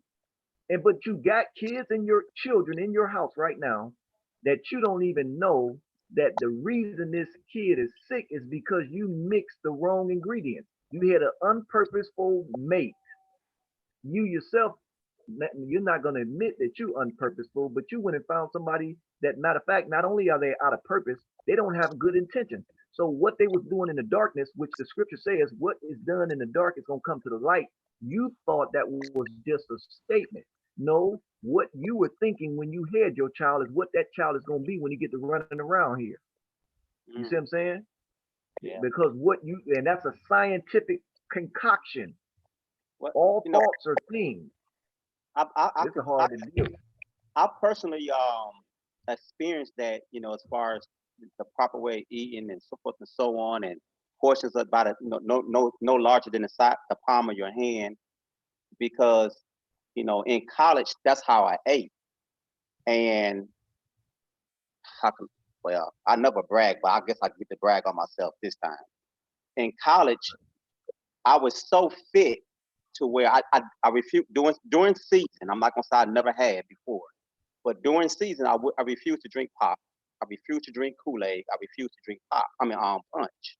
I didn't eat any fried food at all whatsoever.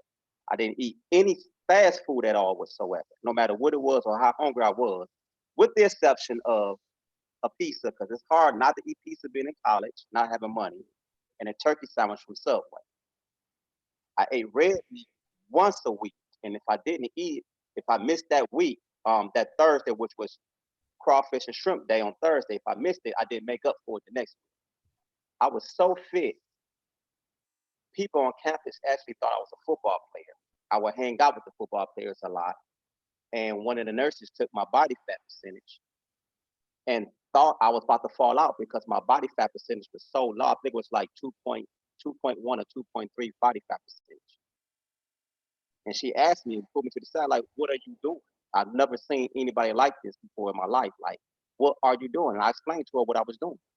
And me being a track and field athlete, whenever I ran the day of a track meet, only thing I would eat was wheat toast and water because my gut had to be completely empty in order for me to give out 100% performance. So all of that you just explained, and I could go back to earlier in this conversation when you were talking about, getting yourself fired up to run and so forth and so on. I experienced all that personally myself, and I can vouch for it.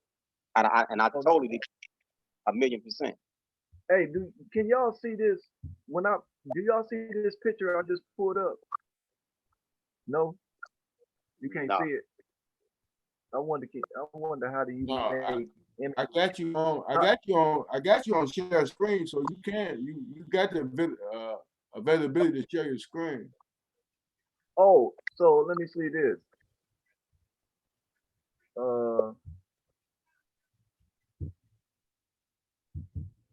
You see that? It says started screen sharing. It ain't put. Yeah, I see. We see it. Yeah. Okay. So the goal of all human beings is to be delivered. But check Big this out, time brother. now. This screen right here. Big time. Hey, if you ain't talking, mute your mic. Look at it. Oh, so you see this picture right here, where it says dealing with cosmic energy. Yeah, we see it. Okay. So here, see this. Okay. So in the church, everybody says they're going to church to get saved, right? The word saved is a Greek word sozo, and it means to be delivered. So, but if you ask a Christian, what is he being delivered from? He's going to say from sin. But then you ask him, what is sin? Sin is transgression against what? The law. The law of what? Your body. See, this is the best explanation for a person to know that they don't know anything, is because when we're dealing with the body that's been negated, you see all of these realities. The reality that they are full of fear, guilty, they're ashamed of themselves. They're always talking about how somebody is messing with them as far as grief. They're full of lies. They don't know. Listen, ask a person, where did their religion come from? And they're going to give you an illusion. That goes from secret societies too. They're going to tell you an illusion. And all of them are attacked. They're attached to ego attachment.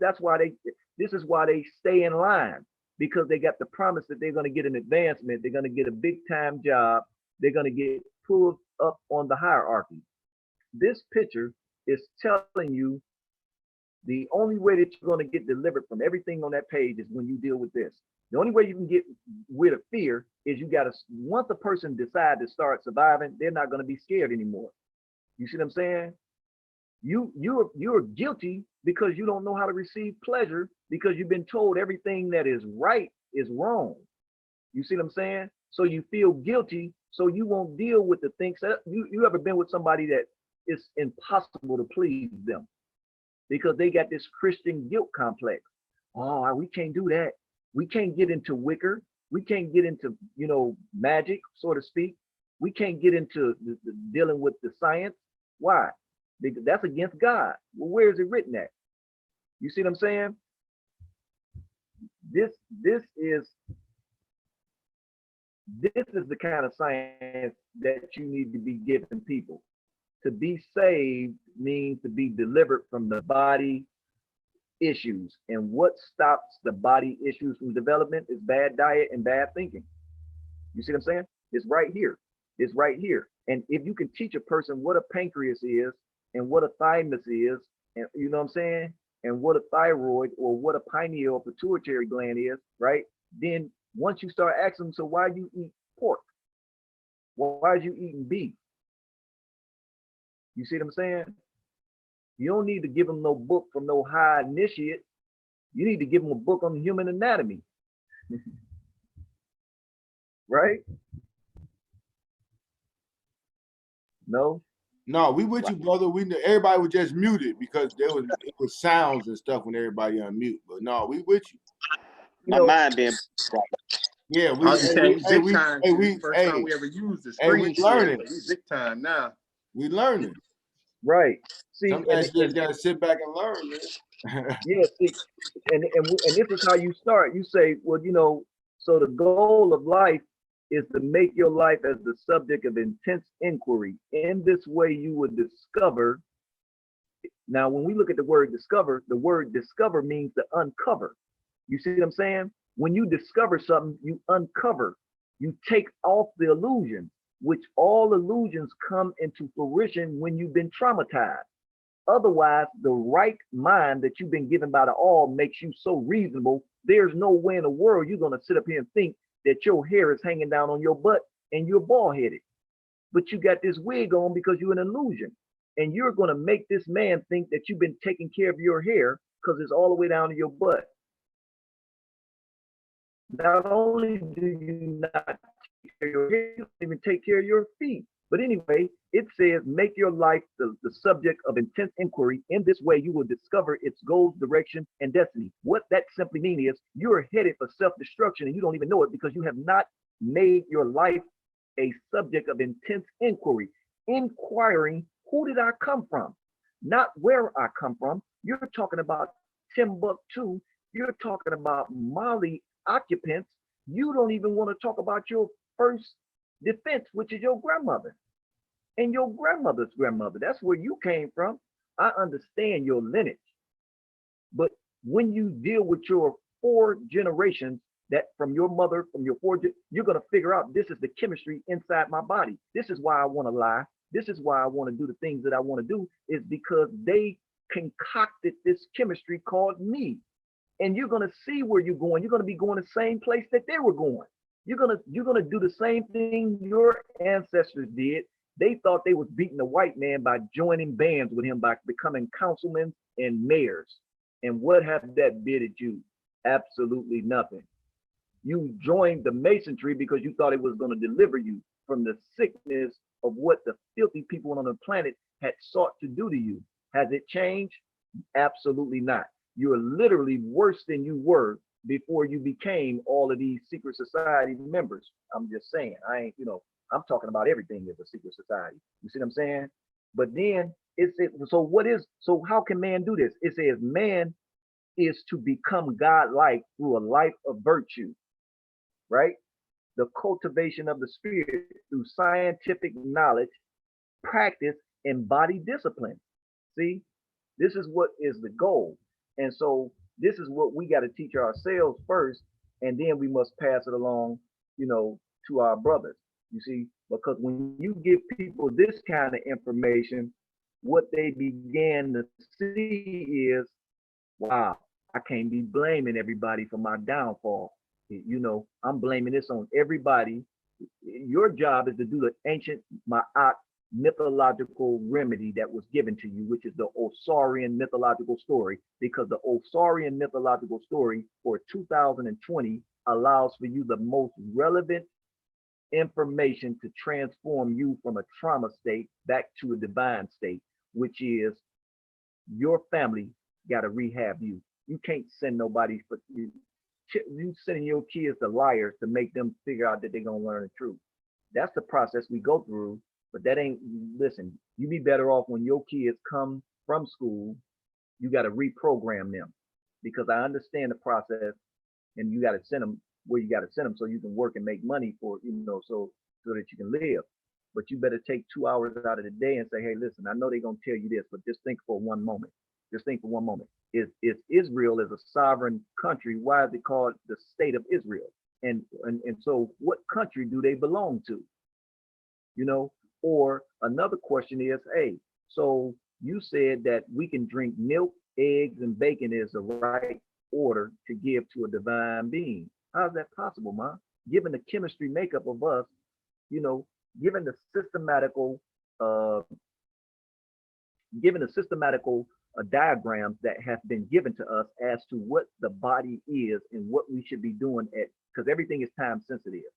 So the body is like a well orchestrated time clock. And at different times, this is what you have to be doing. We don't follow any of these formats, but the people who rule over you do. And this is why we stay up at 10 o'clock. They'll give you everything. They'll give people all type of certifications to open up bars in your neighborhood, because they want to pull you out the house when you should be sitting down. They want to pull you up out of your sleep when you really should be sleeping, right? You see what I'm saying? Because the body is a clock, and at different times, to get the most auspiciousness, which is a supreme place, in order to get the best out of the place that you are in, you need to understand this human body energy clock. You see what I'm saying? And we do everything wrong, brother. We eat at the wrong time. We study at the wrong time. We have sex at the wrong time. You feel me? And so we don't even do mental dialogue at the right time because they got out. If you ask black people what is wrong with them, they're out of time. They're out of place.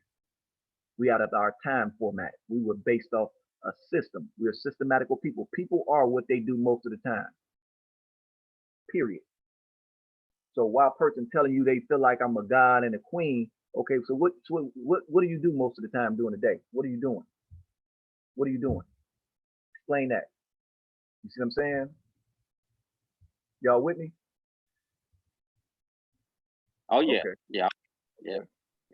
Yeah. And so this is the stuff that it helps us when we teach our people this way. We can get into the slavery discussion. We can get into whether the white man is the devil or who is the devil. We can get into that later. But first things first, in Egypt, they told you you had to have the knowledge of yourself first.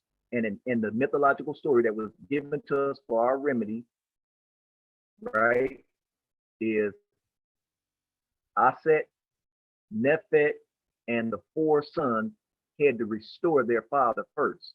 You see what I'm saying? They had to restore their father first, and that's the least that thing that we're doing right now. We're not restoring the man. You see, we're trying to arrogantly, dogmatically have bickering conversations with who was first and second, who's more right. You see what I'm saying? Who knows the most? Who can assault a person with this orator skills the best? You see what I'm saying? The fact is, you got to restore what was stolen to you, and that's the mythological story. Because the first thing Nephet, and Aset did was they went to restore the pieces of his body, which is me and you as learned people in symbolisms. Parts of the body is symbolic for knowledge. They restored it by putting them back together. That just means they went and put information where it should have been. So we need to be rightful in Islam, Judaism, Buddhism. We need to put it in its perspective. I'm not going to argue with a Christian. I'm going to just say, well, that's cool, but that was when you were 16. You 50 now. So what's up? You see, you still talking about trivial stuff. I understand. Yeah, that was right. I want you to be a partner. Look, I don't need to make enemies. You see what I'm saying? I don't need to make enemies, but I need to tell you what they're not going to tell you. You know, most Masons know this stuff. All that information is necessary in its right place and time. You see what I'm saying? I'm not trying to make nobody feel bad about themselves. I'm just trying to wake you up to the truth of the facts of the matter. And the facts of the matter is we need the information and we need to set it up. And after you get untraumatized, and only can you learn. You can't learn while you're traumatized. That's why you have people arguing with each other. And you know yourself, you're not where you're supposed to be. But you're going to argue with this person and insult them and say Christianity came from demons. Yeah, part of it did. Yeah, part of it did. But so did part of Islam come from demons too. You hear me? Because, you know, everybody stole from the Egyptians. Is that right? Yeah. This is it right here. And this is real. This ain't nothing nobody made up. This is they found this on the Temple of Dendra, which, brothers, by the way, the oldest teaching mechanism in ancient Egypt was temples, because temples was made after the construct of human bodies. Okay. So in the Temple of Dendra, this symbol was given to them. And what is this symbol? It's I'm sorry, I moved these pictures, but this symbol is in the center. Can y'all see my cursor going on these characters in the middle? Do it show? Yeah. My cursor going up this symbol? Okay, so this is a female figure right here in the middle. It's a cop. This symbol right here is a female at the center of all of this knowledge. All of these people are traveling. They're circling, right? They're circling, they're traveling. Everybody is traveling. Everybody is traveling. And this is an astrological clock, right? Because it's a time and a place for everything under the sun, right?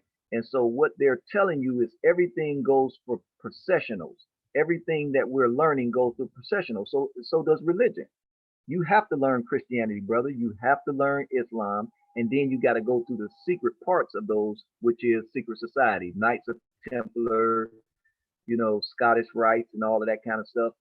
Those guys get more into the science of the hidden information. They didn't give it to the brothers in Prince Hall, but the Scottish rites and the it's another facet of their secret society that deal with science and magic. But either way, all of this information they have access to. They won't give it to you, okay? But nevertheless, it's more than what it appears to be. But we need all of it, and depending on what we're dealing with, we can use it at its specific time.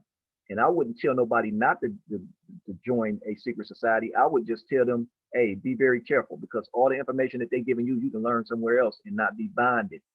You see what I'm saying? It's out there because this is an Aquarian age, and there's nothing, understand this, there's nothing under the sun and over the sun that's going to stop this information from raining down on you. You hear me? There's nothing. And so it's coming to you. It's coming to you. And when it gets to you, you just don't want to be locked in bondage as to who you can share it with. You see what I'm saying? But this information is ripe and it's ready, and it's coming your way. And it's going to make you a better person, not because Brother Lorenzo is saying so, it's because time says so, right? Time says so. And you are going to be locked in time when you're being put in a position where you can't look to the left or the right because your brother told you not to. No, don't read that, brother. We ain't reading that information. No, we ain't, huh? My soul told me to read it. No, you better not read it. The Grand Poobah said we ain't reading that. Well, read this. You see these books up here, brothers? Read these books. You're talking about healing in the coronavirus. Well, when you get finished reading these, Corona is going to be out of business, right? Again, that don't tell you not to do your due diligence, but once you get finished with these characters right here, that's how we defeat Corona. You see what I'm saying? Go back to who you used to be. Stop letting people, be irresponsible. You see? And then because we in a bad position now, because that's going to take, like, people that's diabetics, people that's got cholesterol issues and other health issues. This is how this man-made virus has been orchestrated and created to affect us. See? But you just tell your people they got to clean themselves up, but they're not going to clean themselves up if they don't know why. So why shouldn't I eat this burger? Well, you tell me. Didn't you look at how is your intestines made and what is it made to do? Right? Then you don't have to get into no bickering match with a person or argumentative whether pork is good or bad. Just how is your body made and what do it's supposed to do with these things that you put in there that's saturated with blah blah blah. You see? Y'all with me? Oh yeah. Yep. But this is why they won't deal with it right here. It's a psychological term. It's called cognitive dissonance. And when you start dealing with that, brother, that's why you're going to be able to sit back and be like, wow. Don't take it personal that they won't listen. They messed us up, brother. And after 400 years, they're masters at what they've done. You see what I'm saying? But me and you, we all cool. It's all good. Right? The good, the bad, and the ugly. And the fact is, you can change your reality in a matter of hours once you convince your mind of a certain thing. You see what I'm saying? Because your brain will never stop working. Your body just does. Your brain is working all night, 24 hours a day, right? Y'all still with me? Yeah, we with you. Yeah. Yeah, that's why they won't listen, man. This is why it's a psychological impairment. You see? And it's unfortunate, but one of the best books that I've ever read is this book. And again, when you read information, you don't read information to give to other people. You read information so that you can understand yourself. And then when you go to other people, you can't speak to them like you found it in this book because they don't speak this language. You got to translate the information into a language which they understand. So these books is for us. They're not for us to take around and give to other people. You see what I'm saying? But I guarantee you this, when you get finished reading this, stuff is going to start to become crystal clear to you. All right. This book, The War of Heru and Set. Yeah, Yeah, it's an epic struggle between good and evil. I got And that book. it's about the, and that book is pretty much telling you, what you say, Aki? You got that book? Yeah, I have that book. I had it. Oh, I can't tell you the number of years. Matter of fact, I bought that book when I was in Cleveland at the bookstore on Superior, the one that closed down. Oh, 55th. Yeah, over there, 55th. Yeah, 55th. Yep. Yep. I And got that book, in the How to Eat to Live. I got part 1 and part 2.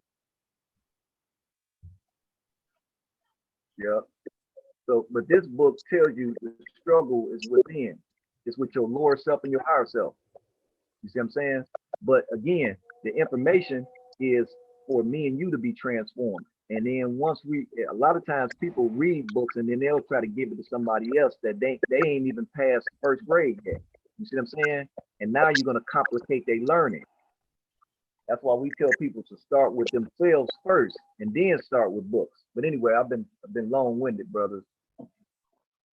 Oh, no, go ahead, man. I mean, you know what I'm saying? We just like you say, you know what I'm saying? We ain't above the learning process. Yeah. Yeah, that's why that's why I invite you on the show. I said, he got a different perspective and a different, on masonry and just in general. I said, so we gonna have this brother on, let him, Right. you know what I'm saying, do his, his 1-2, you know what I'm saying? So no, we ain't Yeah. That, yeah. See, we talking about building. We talking about building the body, not a building, because the true building is the body. You see, and this picture is pretty much telling you how come you need multiple people to work together, because no one person can remedy. You guys see that the body with the Aries at the top. mm-hmm. Yeah. Yep. So this body is telling you that in order to build a perfect man, you gotta build 12 different parts, and those 12 different parts is 12 different astrological signs. And that's why every group needs at least 12 people, because once each of me how you did it, then for me going through all the information that I don't understand, but you're going to translate it to me. You're going to say, how did you overcome the issues with your feet? Why don't you like to get up and go work out? Why are you so lazy? The person that's mastered the area of his feet, which is a natural traveler, who Yahshua was put in the place of a traveler. That's why he was always moving, right? Remember they said Jesus fed people with 2 fish? Right. And that's because he came in the Piscean age. And what's the age after that? It's the Aquarian age. That's where we are now. You see? But yeah. It's crazy though. My major medical issues are my intestines. I'm a Virgo, September 4th. And I was just looking at that. That's just crazy. Well, go ahead. Oh yeah.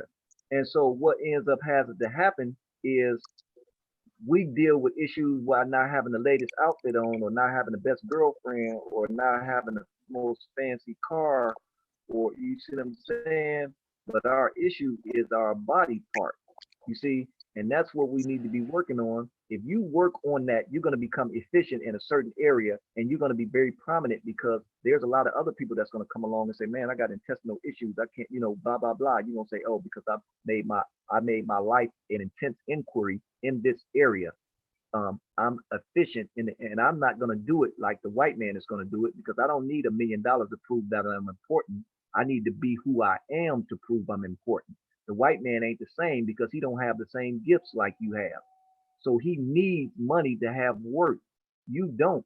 When you are not the person that you was created to be, you are most miserable. I wouldn't care how much money you have. And you can know that from black people's perspective. They have all the money in the world and they're just some miserable creatures, because that's not how you're made. You were made to get glory out of being who you are, not how much money you have, because you're defined by what you are as far as your continuity with your gift. You see, but this chart right here is awesome, because the person that is the Aries, he's in charge of intellectual development. the person that's a Taurus, they're very articulate speakers, very, very smart, but very authoritative with their voices. And this is how you explain how you talk about the will of God. You see what I'm saying? That's what this other picture that I gave you guys that was on the temple in Dendra, this is called the will. If you ask anybody on this planet, what is the will of God, they'll tell you the Bible. I'll say, well, before the Bible was created, they were in Egypt. They didn't have no Bible back then. They had papyruses and they put them in the Ark of the Covenant. So what is the will of God? They don't have no answer. The will of God is the astrological chart. That's what it is. This is what the will. It's a will. You see what I'm saying? And the reason why it's a will is it's relative to human beings. What do you mean human beings? Well, what else is a man?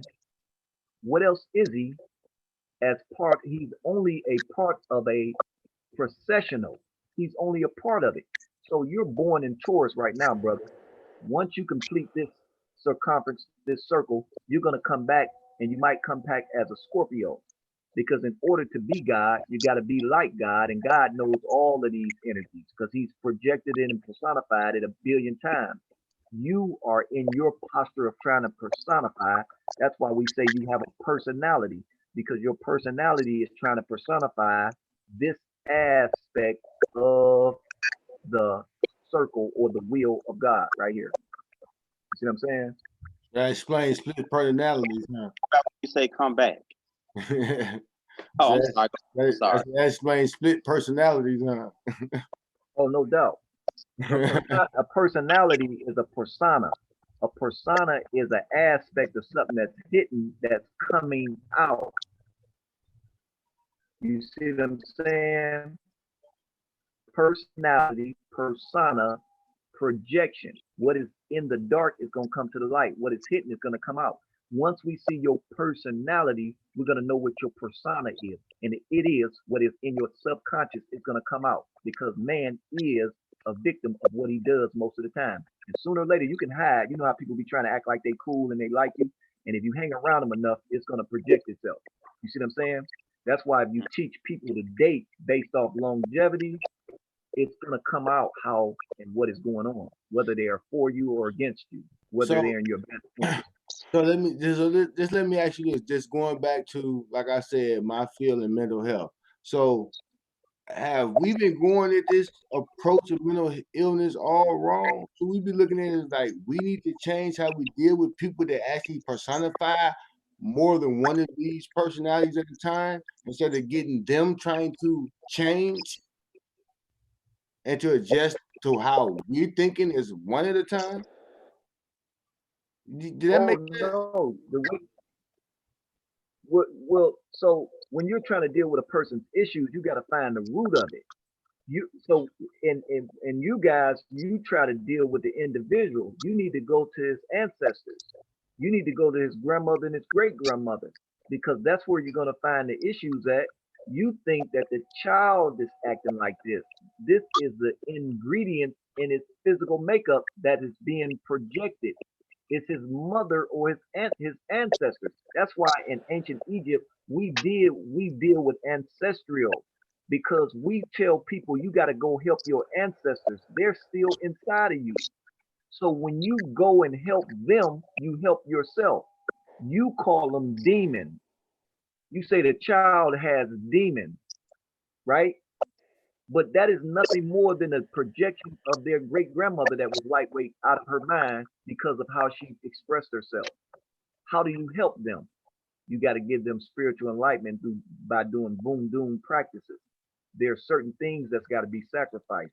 There's certain things that's got to be done to bring their illness to zero, and you will feel better.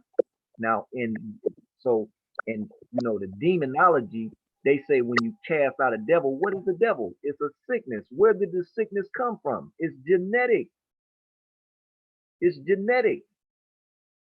And if you don't help your ancestors, you're gonna always be sick. Because if you don't help them, you cannot help yourself. But if you help them, you help yourself. You see what I'm saying? You have to go back to a person's root to find out why are they manifesting these chaotic personas. And it's multiple. Like you said, it might be the grandmother today, but it might be the uncle or the grandfather that's genetically compatible with this child. The child might not only look like it, the child might be acting and sounding just like his uncle, because that's where the DNA is uh, more effective or more prominent. Your certain genetic makeups are incredible, man. People sound just like their grandfather. Some of them look just like their great great grandfather. So So when a child is born and I guess as they get older, male or female, and they look like the uncle or the auntie, that's that deceased uncle or aunt. I don't even know how to say it. Projecting. personifying through that child. Yeah, yeah. Now, Yeah, now and is that uh good or bad? it depends on what behavior they're trying to get you to be complicit with. See, Okay. Okay. the child that's living is more in an authoritative posture because he's lived longer than his ancestors, and maybe the child has developed a technique to help the mother or the grandmother, whereas when the grandmother was living, they hadn't raised their consciousness to the level that the child is at. So the child can take that information, quench the spirit, so to speak, or quiet that inner beast. And then when you quiet it, you give it a remedy. You got to tell the spirit, we ain't doing that. We're not going to keep drinking because it didn't help you. And I'm not going to keep drinking trying to solve my problem. I'm not going to, you see what I'm saying? I'm not going to keep on beating people and then thinking that that's going to make me important. Being dogmatic and a bully type of a spirit, right? You're doing it because your grandmother thought it was effective or your uncle thought it was effective. And since they are taking residency in your house because you don't have no authority, you see what I'm saying? We are greater than our ancestors, and it takes a lot for a person to handle that truth. But you are much more superior than your ancestors. But you got to deal with them because they're gonna give you so much information. Now couple it with you. The white man don't want to see that kind of a black man on this planet, brother. They don't want to see that kind of a. When you become that kind of being, if you thought your ancestors in conversation was great, get a load of you. Because you listen, you're in the belly of the beast, and they tell you the most strongest part of a tornado is the inner part of it. Yeah. You see what I'm saying?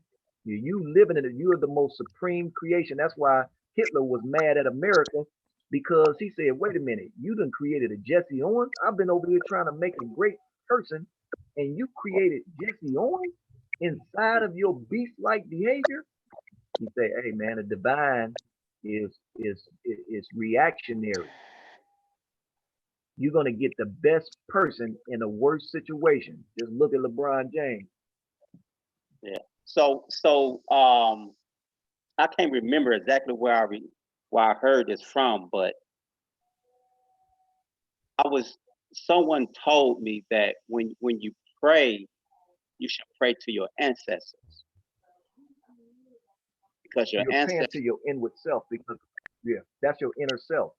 Okay. Along your DNA is is millions of personalities or different personas inside of you. You see what I'm saying?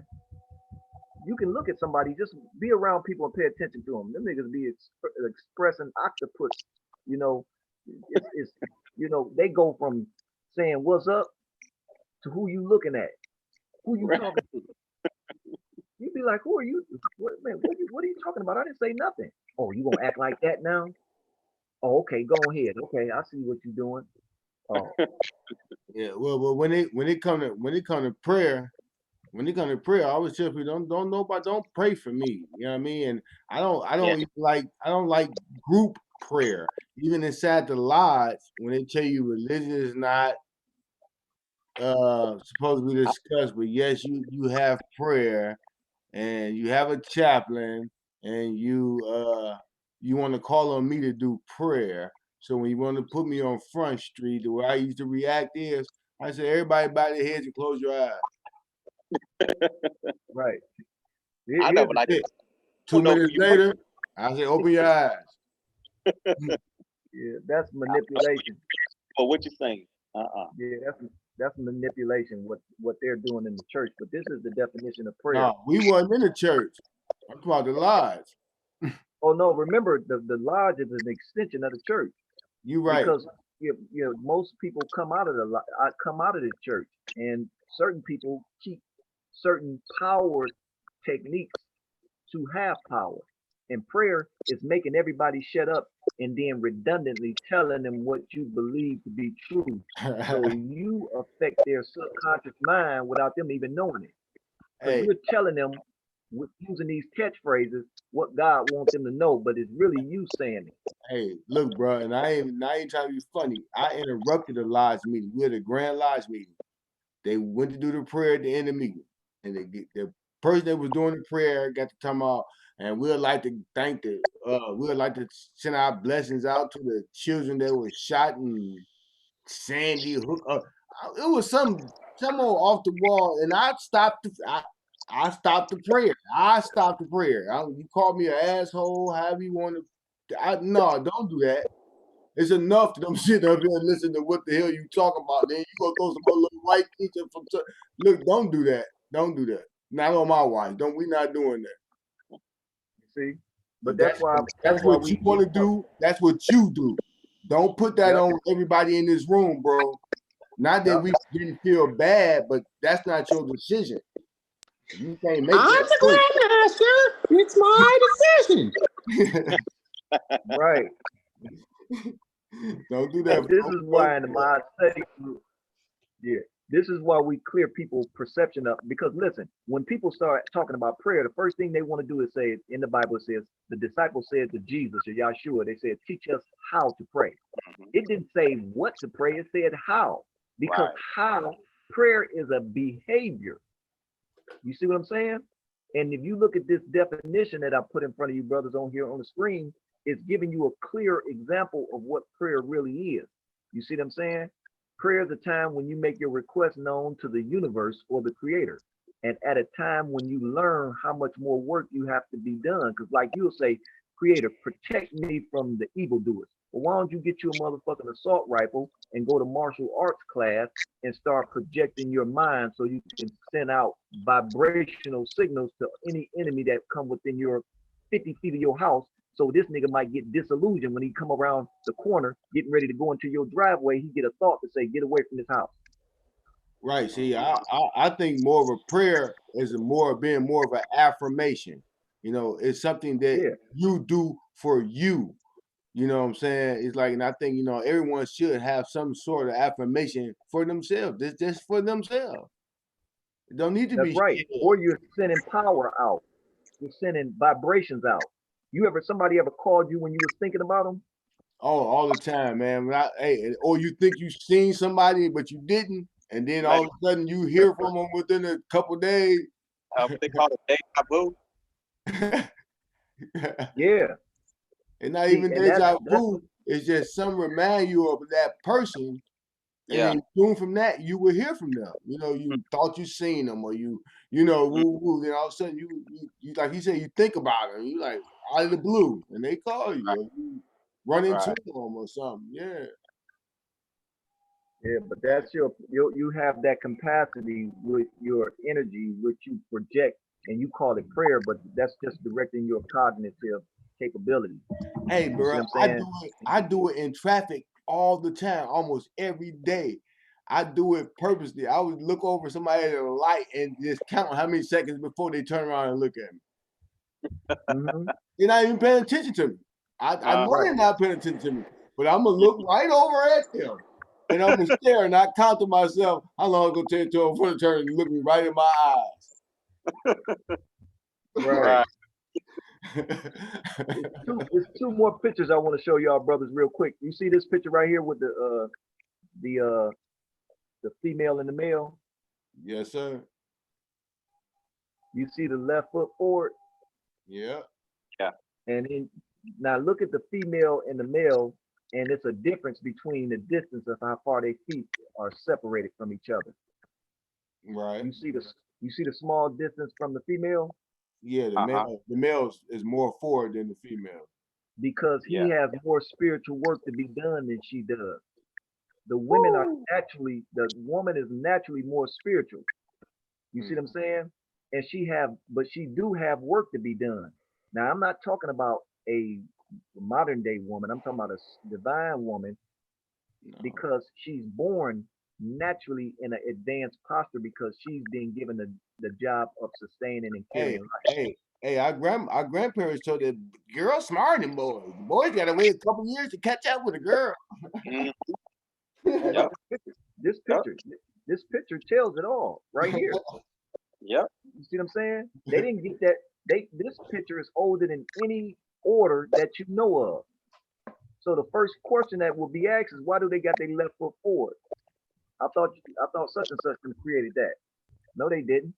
This picture is one of the most awesome pictures that you can show a male and a female because he's responding to her expectation. She is his back. She is his foundation. In other words, the man is acting lazily and acting unpurposeful is because the woman has not gained an expectation to have him do anything other than that. But you know what? Something else I noticed in this picture here. She has her arm wrapped around him. Her right arm. That's foundation. And She's he giving him has a standard. and he has his fist balled up, and you can see the definition in his arms to let you know they tight. He's been putting in work, but also in his hand, in his hand. Watch this, brothers. In his hands, you see what's in the middle of his hand? It's a crystal.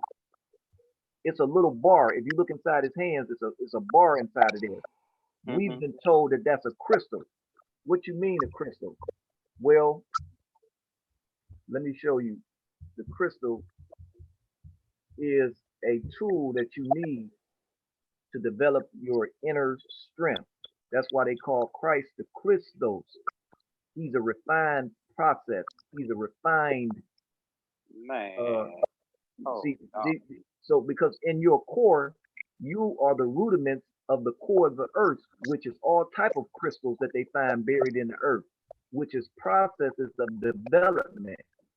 You see Hey, what I'm saying? hey, what's the quest of all your And cartoons for the once they crystal? become, oh, no doubt about it. Those are your hidden powers. The Those crystal. are your hidden powers. But remember, those colors are energy capacities. Crystals have color patterns. So we say if you want to build up power, look at these colors and look at the behavior that we're expecting for you to do. Look at that 1 through 7. Each one of them is expecting for you to master these areas right here. You see what I'm saying? When you talk about solar power, you're talking about the variations of foods found in different colorations of plants. So proper food is the whole color spectrum. But that's how you get solar power, is you get the variety. It ain't just the foods that are green, which is alkaline food is definitely the most powerful. But then you got purple spinach, you got yellow, you got red plants. In order to be holistically healthy, you got to color the whole food spectrum. And then music is the best way to use the exercise to motivate you to exercise. Different music. I'm not talking about R&B and rap. I'm talking about 432 kilohertz music. That sound is what you need to Classical. be listening to in your sleep. 432 kilohertz, because that's the sound projection that the earth projects in the form of sound. Your radio station is 108.93. You see what I'm saying? They got you off of it's against the radio, against the musical law to use music at 432 kilohertz. But anyway, I don't want to go into that. But I just wanted to show y'all how that the crystal that's in his hand. That's a tool you need because it's telling you to work on a part of yourself that you are negating to work on. I know you read all the books. I know you know who Herman Biff is. I know you know who the three Raphaels that they are. I know you know it takes a certain kind of person to bring a man up out of his flow. But do you know how to keep your mouth closed, right? Do you know how to walk and not have a conversation with a person that you totally disagree with, right? And the last thing is, do you know how to project your thoughts that kill germs inside your body? Hmm.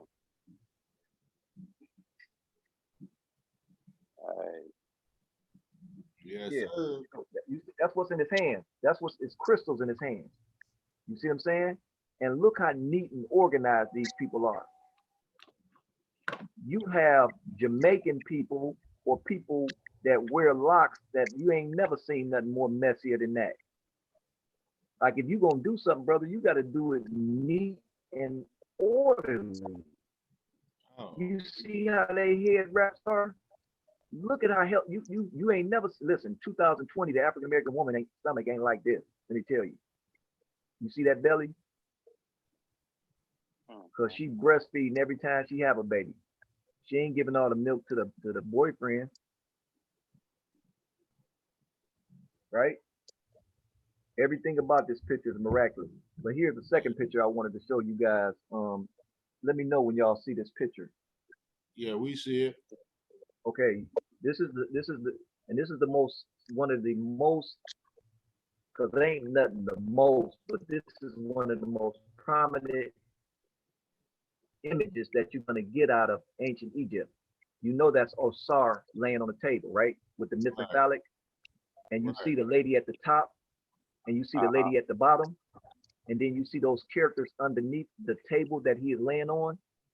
Those are that's where they got the four disciples from because those are the four sons of Osar, and they all had a responsibility in restoring their father. And what you're going to see in this story is what is the most important thing? Is it to tell your kids what slavery did to you, where slavery came from? Nope. The first thing is first. How do we get our family back strong again? Drinking water, eating right, exercising, teaching humans in the family about their capability and their gift, which is found in the feather of my eye. But this story right here is powerful because if the family work on restoring itself, when y'all get back strong, I wouldn't care what they did. I wouldn't care what stimulus packet they sent out. I wouldn't care what virus they put out in the community.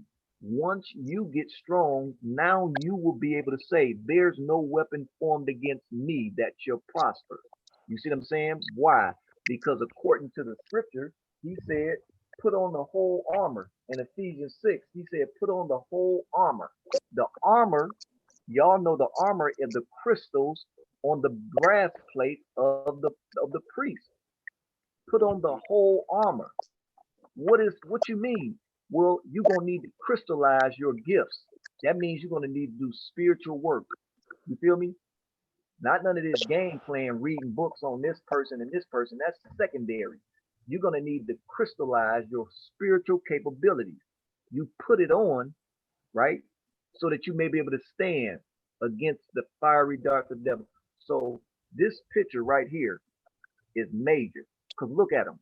First of all, he lost his ability to reproduce. That's number one, because he don't know how to make gods. He's making maggots. These children running around robbing your motherfucking ass, popping you upside the head, shooting, trying to shoot over here, and they shooting up everybody in the other house down the street. They just shot the next person that was gonna give you the remedy to cancer. They just shot the person that was gonna give you the remedy to hypertension. They just shot them.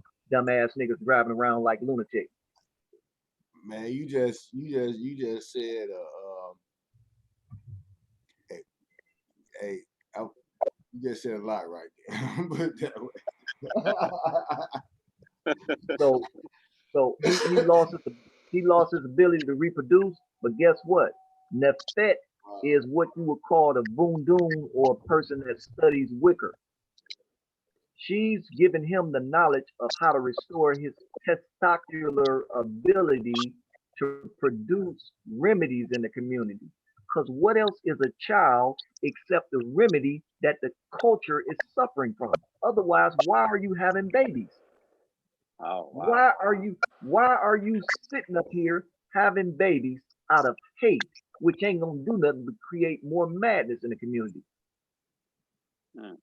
But then this woman up here, her name is Aset, and she's giving him remedies to his consciousness of how in the hell did my brother kill me? How did the person that I let get the closest to me become my worst enemy? Here, this is consciousness here. You hear me? Because remember, who killed, according to the mythological story, who killed Asar? His brother. His twin brother Set. Huh? His brother, yeah. That's right. His twin brother. It's just symbolic though, man. It's Right, symbolic. right. Yeah. It was, and again, time killed him because who was his brother symbolic of? Or Set or Satan Night, was symbolic of darkness. night. Yeah, And set, and and, sunset, and, none, and what night. that's right. And what is darkness or what is Set a symbol of? He's a symbol of the primordial powers of the universe. Because what was first, light or darkness? Darkness. And so when light came, darkness said, "What are you doing? I'm the authoritative figure on this plane."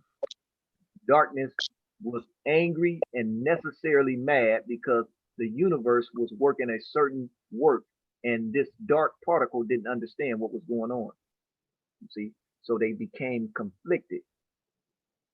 That's that's cosmological fact. It ain't fiction. The universe was darkness. In the beginning, God said, "Let there be light." You see what I'm saying? Most people think light is the most prominent aspect of power, and it ain't. That's why I always tell people when we talk about racism, we gotta understand white and black, we're two different people. And white and darkness and light cannot occupy the same place at the same time. Not gonna happen. Nope, nope. One gonna rule and one gonna sit back, Just and one one gonna more sit rule, back one and one more gonna sit back. right. And it's got to be active. Like we are in a position of power, but we ain't active because again, we've been doing bad chemistry mixing. You see what I'm saying? And so we just need to wake up to the knowledge of who and what we are. And again, this picture is saying you have to, as a family, everybody got to be put on task. You can't be put on task telling your kids about slavery because that's going to build fear. They're going to be like, they did what? Only when a person is strong can he handle the truth of what you're going to end up telling them they did to us. But if you do it too soon, this nigga going to go get a bottle and a blunt. You hear me? You're telling them too much too soon. Let me tell him how strong he is and to work on his craft. So then when I drop the, well, how did we get like this? Just chill right quick. I need you to do push-ups, sit-ups. I need you to exercise. I need you to eat this. But Dad, how did we get like this? Well, first of all, you and what we're talking about ain't even the same thing. Because we used to be that. We ain't that now because we got upward mobility. But just keep doing your push-ups. I need you to keep reading, keep becoming efficient. But then when I tell you what he did to us, your knowledge is going to be so appropriated that you're going to know the right thing to do, which ain't run out in the middle of the street and start yelling. You see what I'm saying? Mm. It's the start of business. It's the start of business. It's about redirecting your monetary power. You see what I'm saying? Because you ain't going to get in that ring and play with this, brother. No, you ain't going to do that. But you need to redirect your financial to create a hub for yourself and then teach it to your other people. You can't outdo the man at making fictitious money, brother. You can't do it. But you can put yourself in a position where money ain't an issue. You see what I'm saying? Because if you can't move around, ain't no sense of talking about motherfucking Nut and Give, right? Ain't no sense of talking about them or talking about what we used to do, and you can't put two pennies together. But what so okay, so this is probably what just what you saying and you explain this like this just brought me, like I say, I had a lot of experiences, so I go back to it. I reach a lot. So when you said that, it automatically dawned to me my experience with the initiation into Black Greek fraternity. So I know a lot of Black Greek fraternities get so much hack about, you Greek, you this, you that, y'all niggas this, y'all niggas that. I understand all that. I understand all. I take the bitter with the sweet. But at the same time, we went through those initiation rites to a certain extent. Like it's not till you were older, Yeah, you did. on the outside looking in, and you really see what you were doing or what you were doing.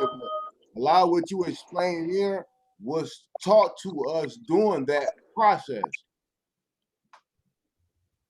And it's just Yep. so crazy because one of my next episode might be on rituals, but that that right, the initiations, but a lot of that is incorporated in there, Yeah.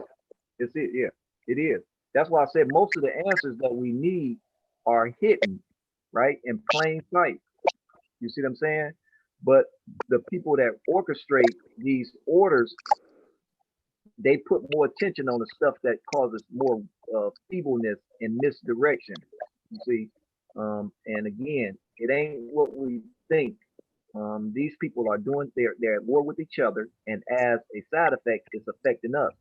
But at the same time, because we are so witty, we're gonna take this opportunity to say, "Wow, now I got my kids at home. Let me start dropping some science on them." Okay, let me first of all, we're gonna clean up the backyard. We're gonna mow the lawn. We're gonna build. We're gonna clean. We're gonna repaint.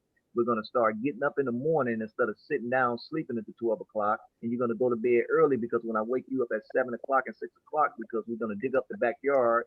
We're gonna actually put a fence on the backyard, and we going out shooting at the end of the week instead of sitting up here talking about something. We about to watch cartoons. You better learn how to shoot a motherfucking gun. I don't care if you don't never need to use it. Okay. Okay. So and then we're gonna go to the lake and sit down and look at the water for about an hour. And when we get finished, you're gonna tell me what you come up with. Oh, I want to know what's gonna come on Dallas today. I want to know what's gonna come on. What? That's what you thought of? You sat in front of water for an hour, and that's what you thought of. You know we finished then. You hear me? right. Yeah, you just trying to get some thought things going. So this is what this is gonna do, brother. So and then change, and then most people gonna have to change their house to a learning field, which is you can make every room out of a place, a color, a shape, or energy. Okay, you can put animals all over your house instead of movie stars and rap artists. Okay, so your children can know who's who. Okay, it ain't the devil's fault. It's your fault. You got all of these decorations in your house and none of it don't speak to the knowledge, you know? So you can take this moment and retrain the brain, retrain your children and start giving them tasks, right? Instead of excuses.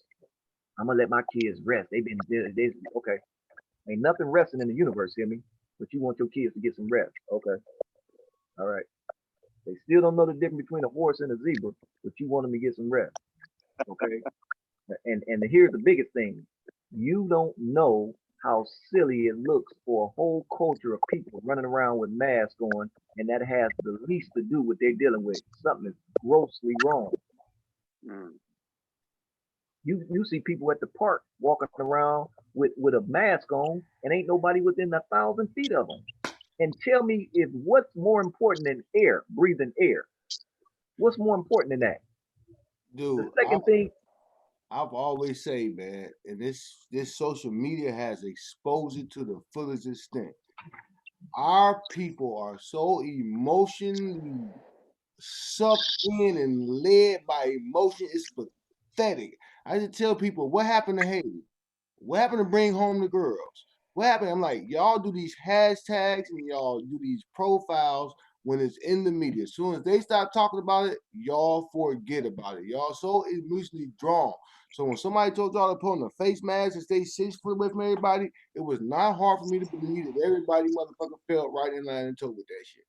yep, But not hard for me to believe because I see it all the time. Somebody tell you, pray for Puerto Rico. Puerto Rico had an earthquake. Everybody pray for Puerto Rico. Next week is bring home the girls. Everybody says fuck Puerto Rico, bring home the girls.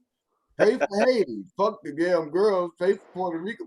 Bring home, pray for Haiti. Then it's Pay for Houston, Texas. They had, I mean, we so and I go on my Facebook and I get bashed for it all the time, but I do it on purpose. It's just like y'all need to stop, man. Stop it. Yep, yep. We'll get it together, because remember, this is the Pisces, this is the Aquarian age, and the Aquarian age is the person pouring out water into vessels that can handle it. Remember, everybody ain't gonna be able to handle it, and everybody can handle it. But the Aquarius symbol is pouring about, and what is water symbolic of? Knowledge, because electricity is the transformation of energy, and it's being symbolically put in water. But listen, where the water is being poured in is being poured in a portal or in a product that can handle it. Some people got holes in their cups. You see what I'm saying? Some people ain't even got a cup. So when the knowledge comes, they're not gonna be able to hold it in anything. You see what I'm saying? So this is the time, if you can handle it, it's coming your way. You see what I'm saying? If you can handle it.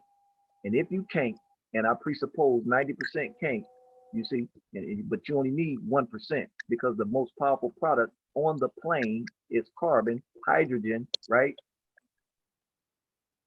Those products you can't even see with your naked eye. So it ain't the masses of what we're looking for. We just need a small percentile. You see what I'm saying? Just a couple of minds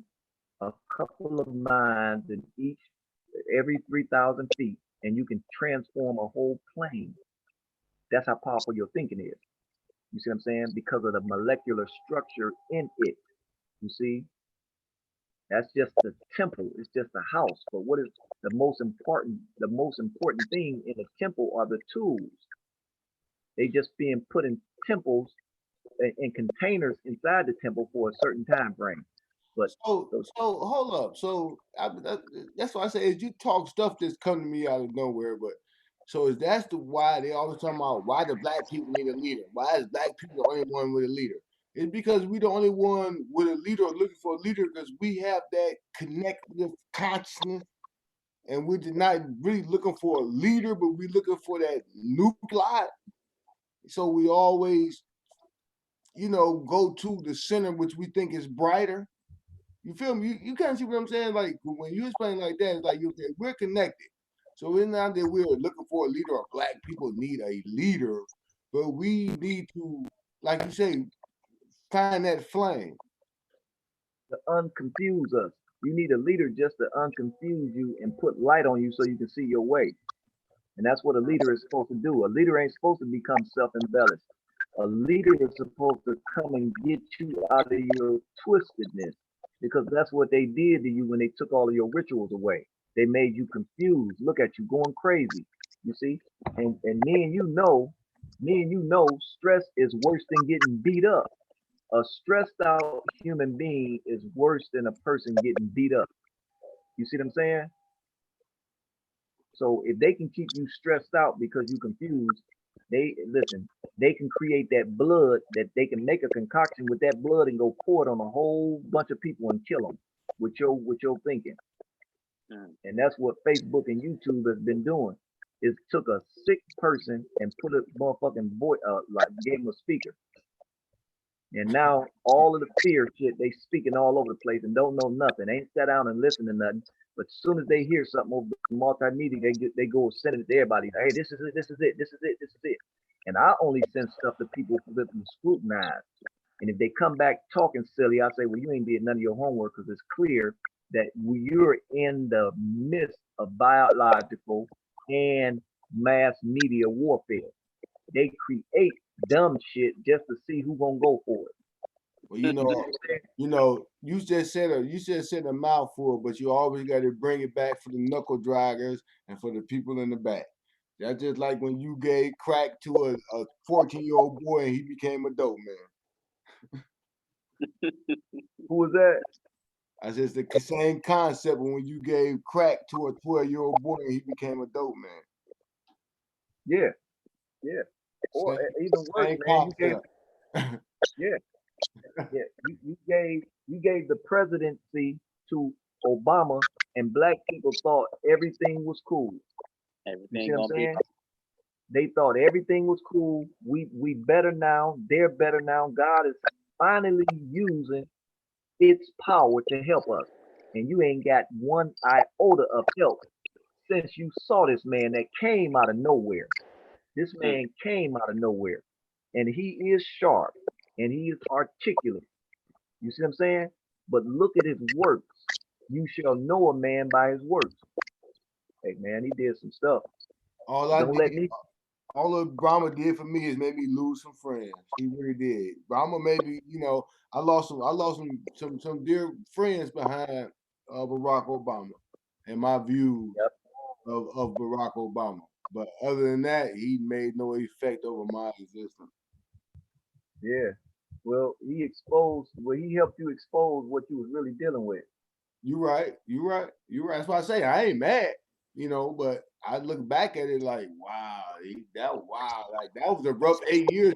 That was a rough 8 years for me. Right. It Yeah. really was. And then Oh man. again, but that show you how confusing, unscientific we have become as a people. And we look at anything symbolic. Oh, he black, that means he gonna be for black people. Oh, he a Democrat, that means he gonna help poor people.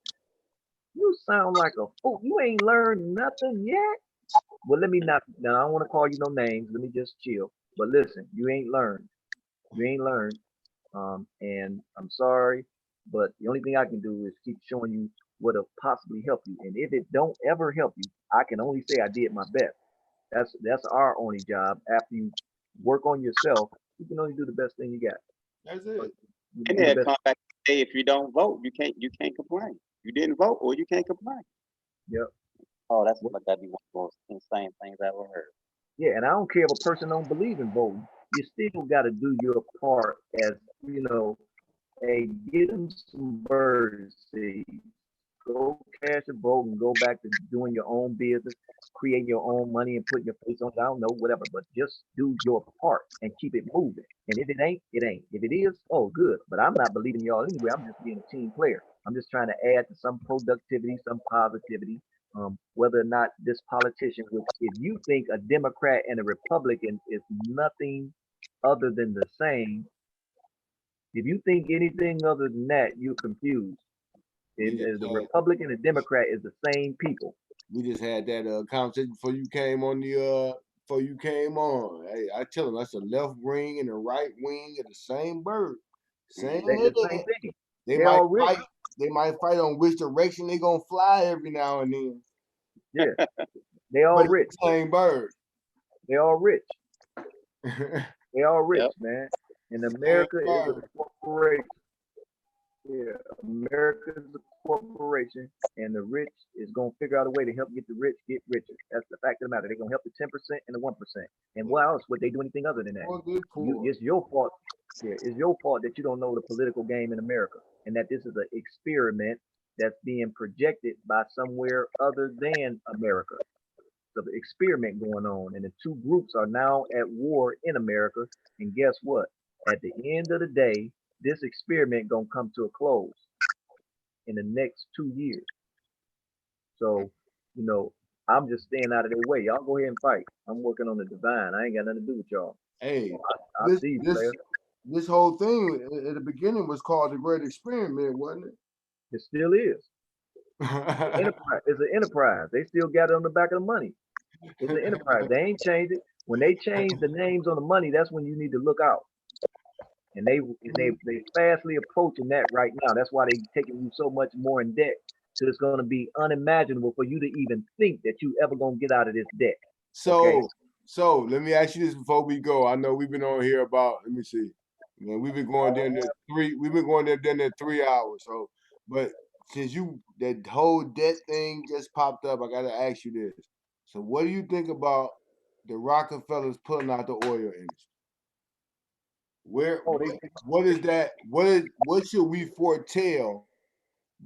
You know what I'm saying by that? Is this letting you know that this is really the digital age and oh that no doubt. it's about to, you know what I'm saying, that has is becoming obsolete because when you see the Rockefeller family and a couple other, families pull out of the oil business, they know something that we don't.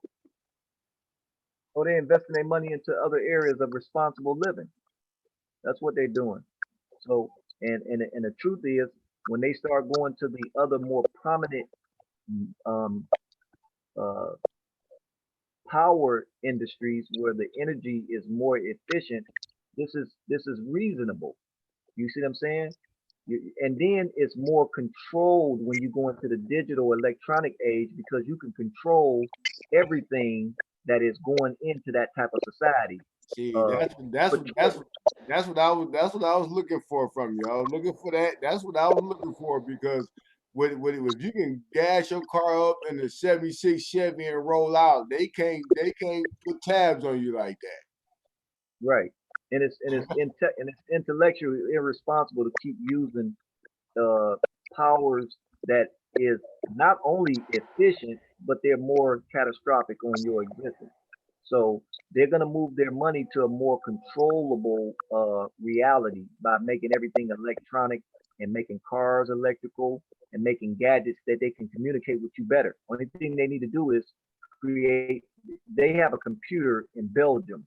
It's called the 366. It's called HAL. It's been in Belgium for over 50 years, I think about 70 years. And this computer, anytime you say any catchphrases, any terms that they are on a high alert for, this computer pulls it. It doesn't matter where it's at in the world. And so you can only think that Hal is more efficient than he was 70 years ago. It's a computer. It's in Belgium. And this computer is the great neutralizer of man because the only thing needs to happen is you need to swipe your card, go into the bank, make a purchase. Your car is found on 71st, and it can locate and then alert whatever they need or whoever they need to alert about your whereabouts, about what you have, about what you're doing. So it makes sense for them to go to an electrical age because it's more efficient and it's more control prone, right? And the extraterrestrials have been giving them this information for the last 40 or 50 years. So there's no reason why they haven't been. Oh, hold up, brother. Oh, brother, man. Now, whoa. Now you gonna tell me you believe in extraterrestrials? Uh-oh. You gonna hold up? You gonna go there and tell me you believe in extraterrestrials? You ever read the book of Enoch? Oh, that's my favorite book right there out of the Bible. Well, it's not in the Bible, but that's my favorite one. Yeah, the word So Bible you don't. believe in a wheel. You believe in a wheel, and you believe. Oh my! Not I don't Ezekiel. know what to say. I don't know. I'm at a loss for words right now. Well, I drop this on you, brother. So you understand that there's billions of planets. Yes, There's thousands of suns out here, yes. and you understand that in any sun regulated sphere, there's plans going on. In order for a sun to be in any orbit around any planet, there has to be some type of a plan going on. Oh, Who's orchestrating the plan? Who's orchestrating those hold on. plans? I gotta take a bathroom break, but you know I was being facetious. But go ahead. I know you. I know. No doubt about it. That's why they call it. That's why they call it. They used to call the planet Terra, and now you call the extraterrestrials terrestrials because it's extra Terra. Uh, and they're not extra. They're just coming back to visit where they visit many times before. Well, you like they say, sometimes you got to be careful when you start talking like that. Oh, no doubt. But we ain't spilling too many beans. I concur with you. I don't have. I'm cool with it. Well, they put it in all their cartoons. They put it in Yeah, all their movies, and the and beast, they're, black, all that's that. right. Yeah. So that part of the revelation is past tense now. Only a Mm, unconscious, right? Only an unconscious person has not getting a hit. You know what I'm saying? If you watch some of their most weirdest uh, science fiction movies, you know that they've been saying it in so many words. So yeah. those type of things is, it's not new information at all, and it's not nothing, to bring up a red flag for them because they'll say, shit, we've been, the CIA that works in Hollywood has been telling that story because they trying to bring people up to that reality so that when they drop it on them or when it becomes clear, they'll be already, you know, they won't be doing no big old pickets and march on Washington when they Right. when they Right. because then society will say, well, we've been telling y'all what y'all was doing. What was y'all doing? We've been telling you all this time. What you think? You know what I'm saying? So and it's and then all the literature and anybody that knows anything is up on it because behind most major religious outfits is the knowledge of even in the Bible the Nephilims, the Nephilim, or the giants.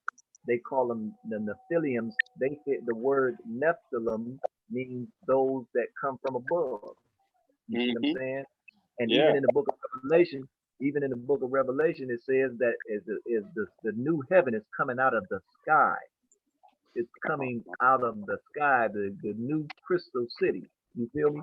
So only a bird brain, only a bird brain, and that's what I say. This human being with this magnanimous brain capacity is walking around like a bird interpreter or a bird brain because he says that he's something that he knows least about.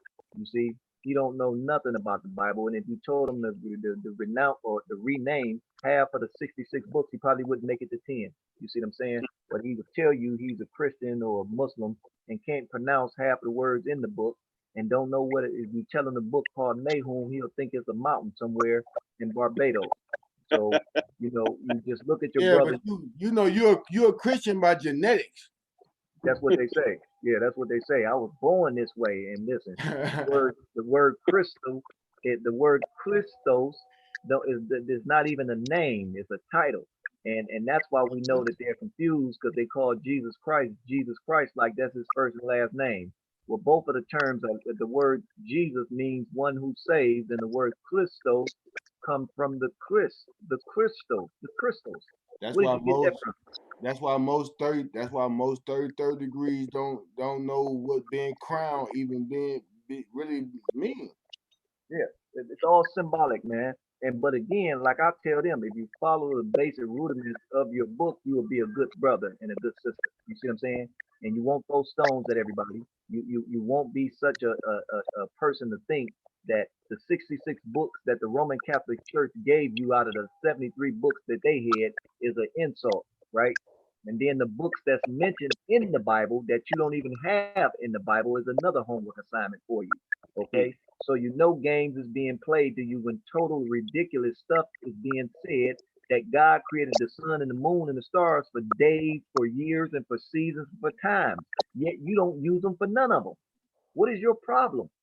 It says it that he gave them things called the sun, the moon, and the stars, which is no such thing as stars, they're planets. He gave them for you for days and for years and for seasons and for times. That's why you don't know what time it is because you refuse to read. You see? But we love you and we gonna keep on shining light and so that you can wake up out of your stupor and stop playing these ridiculous games and stop taking your remedy and using it as your enemy because that's exactly what you're doing when you negate to follow the celestials instructions. I gave these things for you for times, for seasons, right? That's what I gave them to you for. But nevertheless, they can refuse it. But every day of the week testifies of their indulgence into astronomy and astrology. Monday, Moon Day, Tuesday, Tuesday, Wooten Day on Wednesday, Thor on Thursday, Frieden on Friday, Saturn on Saturday, and the Sunday on Sunday. But they say they don't participate in astrology. And then you look at all of the days of the years or the months of the years, you go right back into another numerical system that it bears witness to a reality that they won't confess to because they really can't read. You see what I'm saying? And then it tells them that I created two lights, one to rule the day and the other one to rule the night, and they say that that's the moon. The moon is not a is non-lunar, so it's not talking about that. You see what I'm saying? So it's all kind of railroaded realities that these people indulge in, and we just need to help them see that there's good information, but never is it clarity. Because anytime a preacher cut and paste and take a scripture out of the Old Testament, and mix it with the New Testament, he's out of his mind. You mean to tell me God can't make a complete sentence? He needs you to do it? Don't tell me this is God's word, because God is illiterate, because he don't complete sentences very well in his own writing. But don't put that on God. That's you. Why you think preachers get paid? They get paid to edit God. Yeah. And some of them do. Some of them do a good job at raising our people, but 90% of them, 90% of them do an awful job. You know what I'm saying? We just need you to use Christianity for what it was supposed to be used for, and that was to take the symbolism of masonry and elevate our people in secrecy while the conscionable white man wasn't paying attention. That's why he put your book in code. It's because you were supposed to be using the symbolisms of the book, not the reality of the book. That's why most Masons will sit up in church and be looking and laughing while everybody falling out thinking that this is that, and knowing full well that these people in the head of the conniption for no reason, shaking in the wind. And when they go outside, the child gonna say, "Mama, what did God say?" Because surely God must have said something to you, because you were shaking and jumping all over the place. What's 6 times 9? Hey, Grand hey, gonna say, "I don't know." that's a show for another show. Because like I said, I went to a E.N.T college. You know what I'm saying? I belong to Alpha Phi Fraternity Incorporated. So I've been around a lot of preachers, priests, bishop, AME bishops. So I got kind of insider, what I'm saying, track on that. So like I said, that's for another show. Like you say, we got some that do a good job and some that's terrible. But I'll I leave that. appreciate your brothers. Yeah, I appreciate you, brothers. And then, like I said, hopefully the video can be shared with people and they can look at it and chime in on it and use it for some wake up calls, or so if nothing more than a little pathway to start their move towards getting out of their trauma or whatever that may be. But we just want to be tool givers to people so that they can make a transformation within themselves. You know what I'm saying? At the same time, by staying off the radar, because when they find you, they coming to get you, brother. You better Hey, be able to, they find you, they come to get you. And right. then you better be able to disappear and you know what I'm saying, levitate and all that shit, people be talking about they can do. Well, you're going to need to do it, because when they, David Caress is the worst, the least of their worries when you get on this side of the reality and get with this information. You see what I'm saying? If they came for him, if they gonna be at you like they was at Dr. York. You see, and so regardless of the information that is spoken about some of our learned men, but the facts of what they brought forth is what I'm concerned with. We can leave people to Hey, argue about the rest of it. hey, You never have. that sound like another show. Like I say, anytime you want to come Well, on, that's brother, definitely another. and I know me invite you on because I would love to go into depth with the good, the bad, and the ugly of, just say, Timothy Drew. You know what I'm saying? Noble Drew Ali. You know what I'm saying? Oh yeah, Elijah Muhammad. Like you said, Dr. York. You know what I'm saying? oh yeah, And I'm not putting this aside neither, because I have some reservations too about Dr. Ben, and what I mean, and that whole Egyptology area. I have my own concerns about that also. So I think that yeah, that would be a yeah. topic, to go Oh into. yeah, we the people that's got to make right knowledge right. And we have the information to do it, and then we have the courage and the tenacity to do it, and we don't do it with malice or to bring shame, but we do it to reflect the reality, and we do it in degrees. You know what I'm saying? But the first thing is giving people the understanding that your trauma, you know what I'm saying, is what you need to be working on. And the way that you work on it is you get spiritual tools. Okay. You're going to need to do spiritual work, not going and read no hymns and psalms, which is cool within what it is, but you're going to need to do some spiritual work. And you're not going to need to go so deep into it that you become unconscionable, that you don't want to wash up, you don't want to take care of yourself, because I'm like the pygmies. Well, the pygmies was the pygmies when they were the pygmies. You are new, and you are a new creative being, and you need to be likable and you need to be liked after you get this transformation, because it's a million and billion people that you got to go back in here and get. And you can't do it being weird. You see what I'm saying?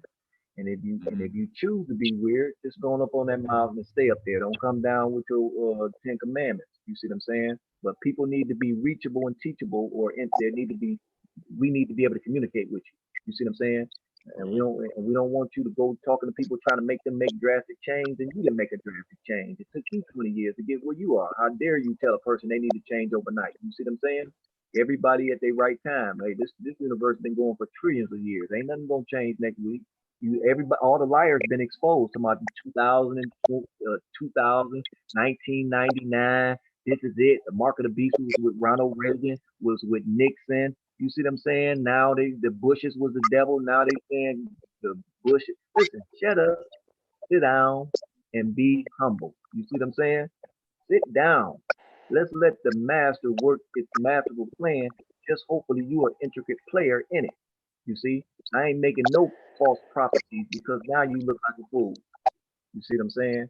Half of us don't know nothing. We just partakers. We just watching this story unfold. We had a bunch of people kill themselves. They said that the meteor that was coming in 2000 was going to take everybody, and they all killed themselves. So, brother, drink room temperature water. Right, brother Ikey, drink room temperature water. Brother Ikey, you got anything you want to say in closing before we close out tonight? Oh, just not too much, but other than I think I said it before, this is one of the best shows, but I have to honestly say this was one of the best and most enlightening shows that we have thus far. You wiped a lot of boo-boo from my brain and woke me up a couple of times, and you gave me some homework to do, and I appreciate it. You changed my way of thinking on a few things, gave me a different direction, to approach a couple of things, and I appreciate it. You gave me some homework to do, and I thank you for that. And like Brother Ray already said, you're more than welcome to come on anytime you want to, because I'm gonna sit back and be a sponge. I enjoy it. Thank you. I appreciate it, brother. And I see you. I appreciate y'all, brothers, man. Hey, man, no problem. Like I said, we'll be inviting you on, man. And like I said, anytime you got something you want to share, come on. We just starting this channel, so we building it. So we don't have a lot of viewers and all that, but things like this is powerful. You know what I'm saying? Even when I was working with kids, I say, man, if I can get to one of y'all, I'm good. You know what I'm saying? So that's it. That's it. You can find Malcolm X. You can find that one Malcolm X. Right. So I'm gonna close out the show. I'm gonna leave y'all with this. This is my daily mantra right here, and I see him showing a lot of quotes on the screen there. So I'm gonna say this: that I will be better today than I was yesterday, and my tomorrow depends on the day. Therefore, no evil shall prosper against me, even if that evil comes from within. And with that, I'll close out. Thanks, brother Lowe, brother Ikey. Peace, man. Have a good night. All right. Peace.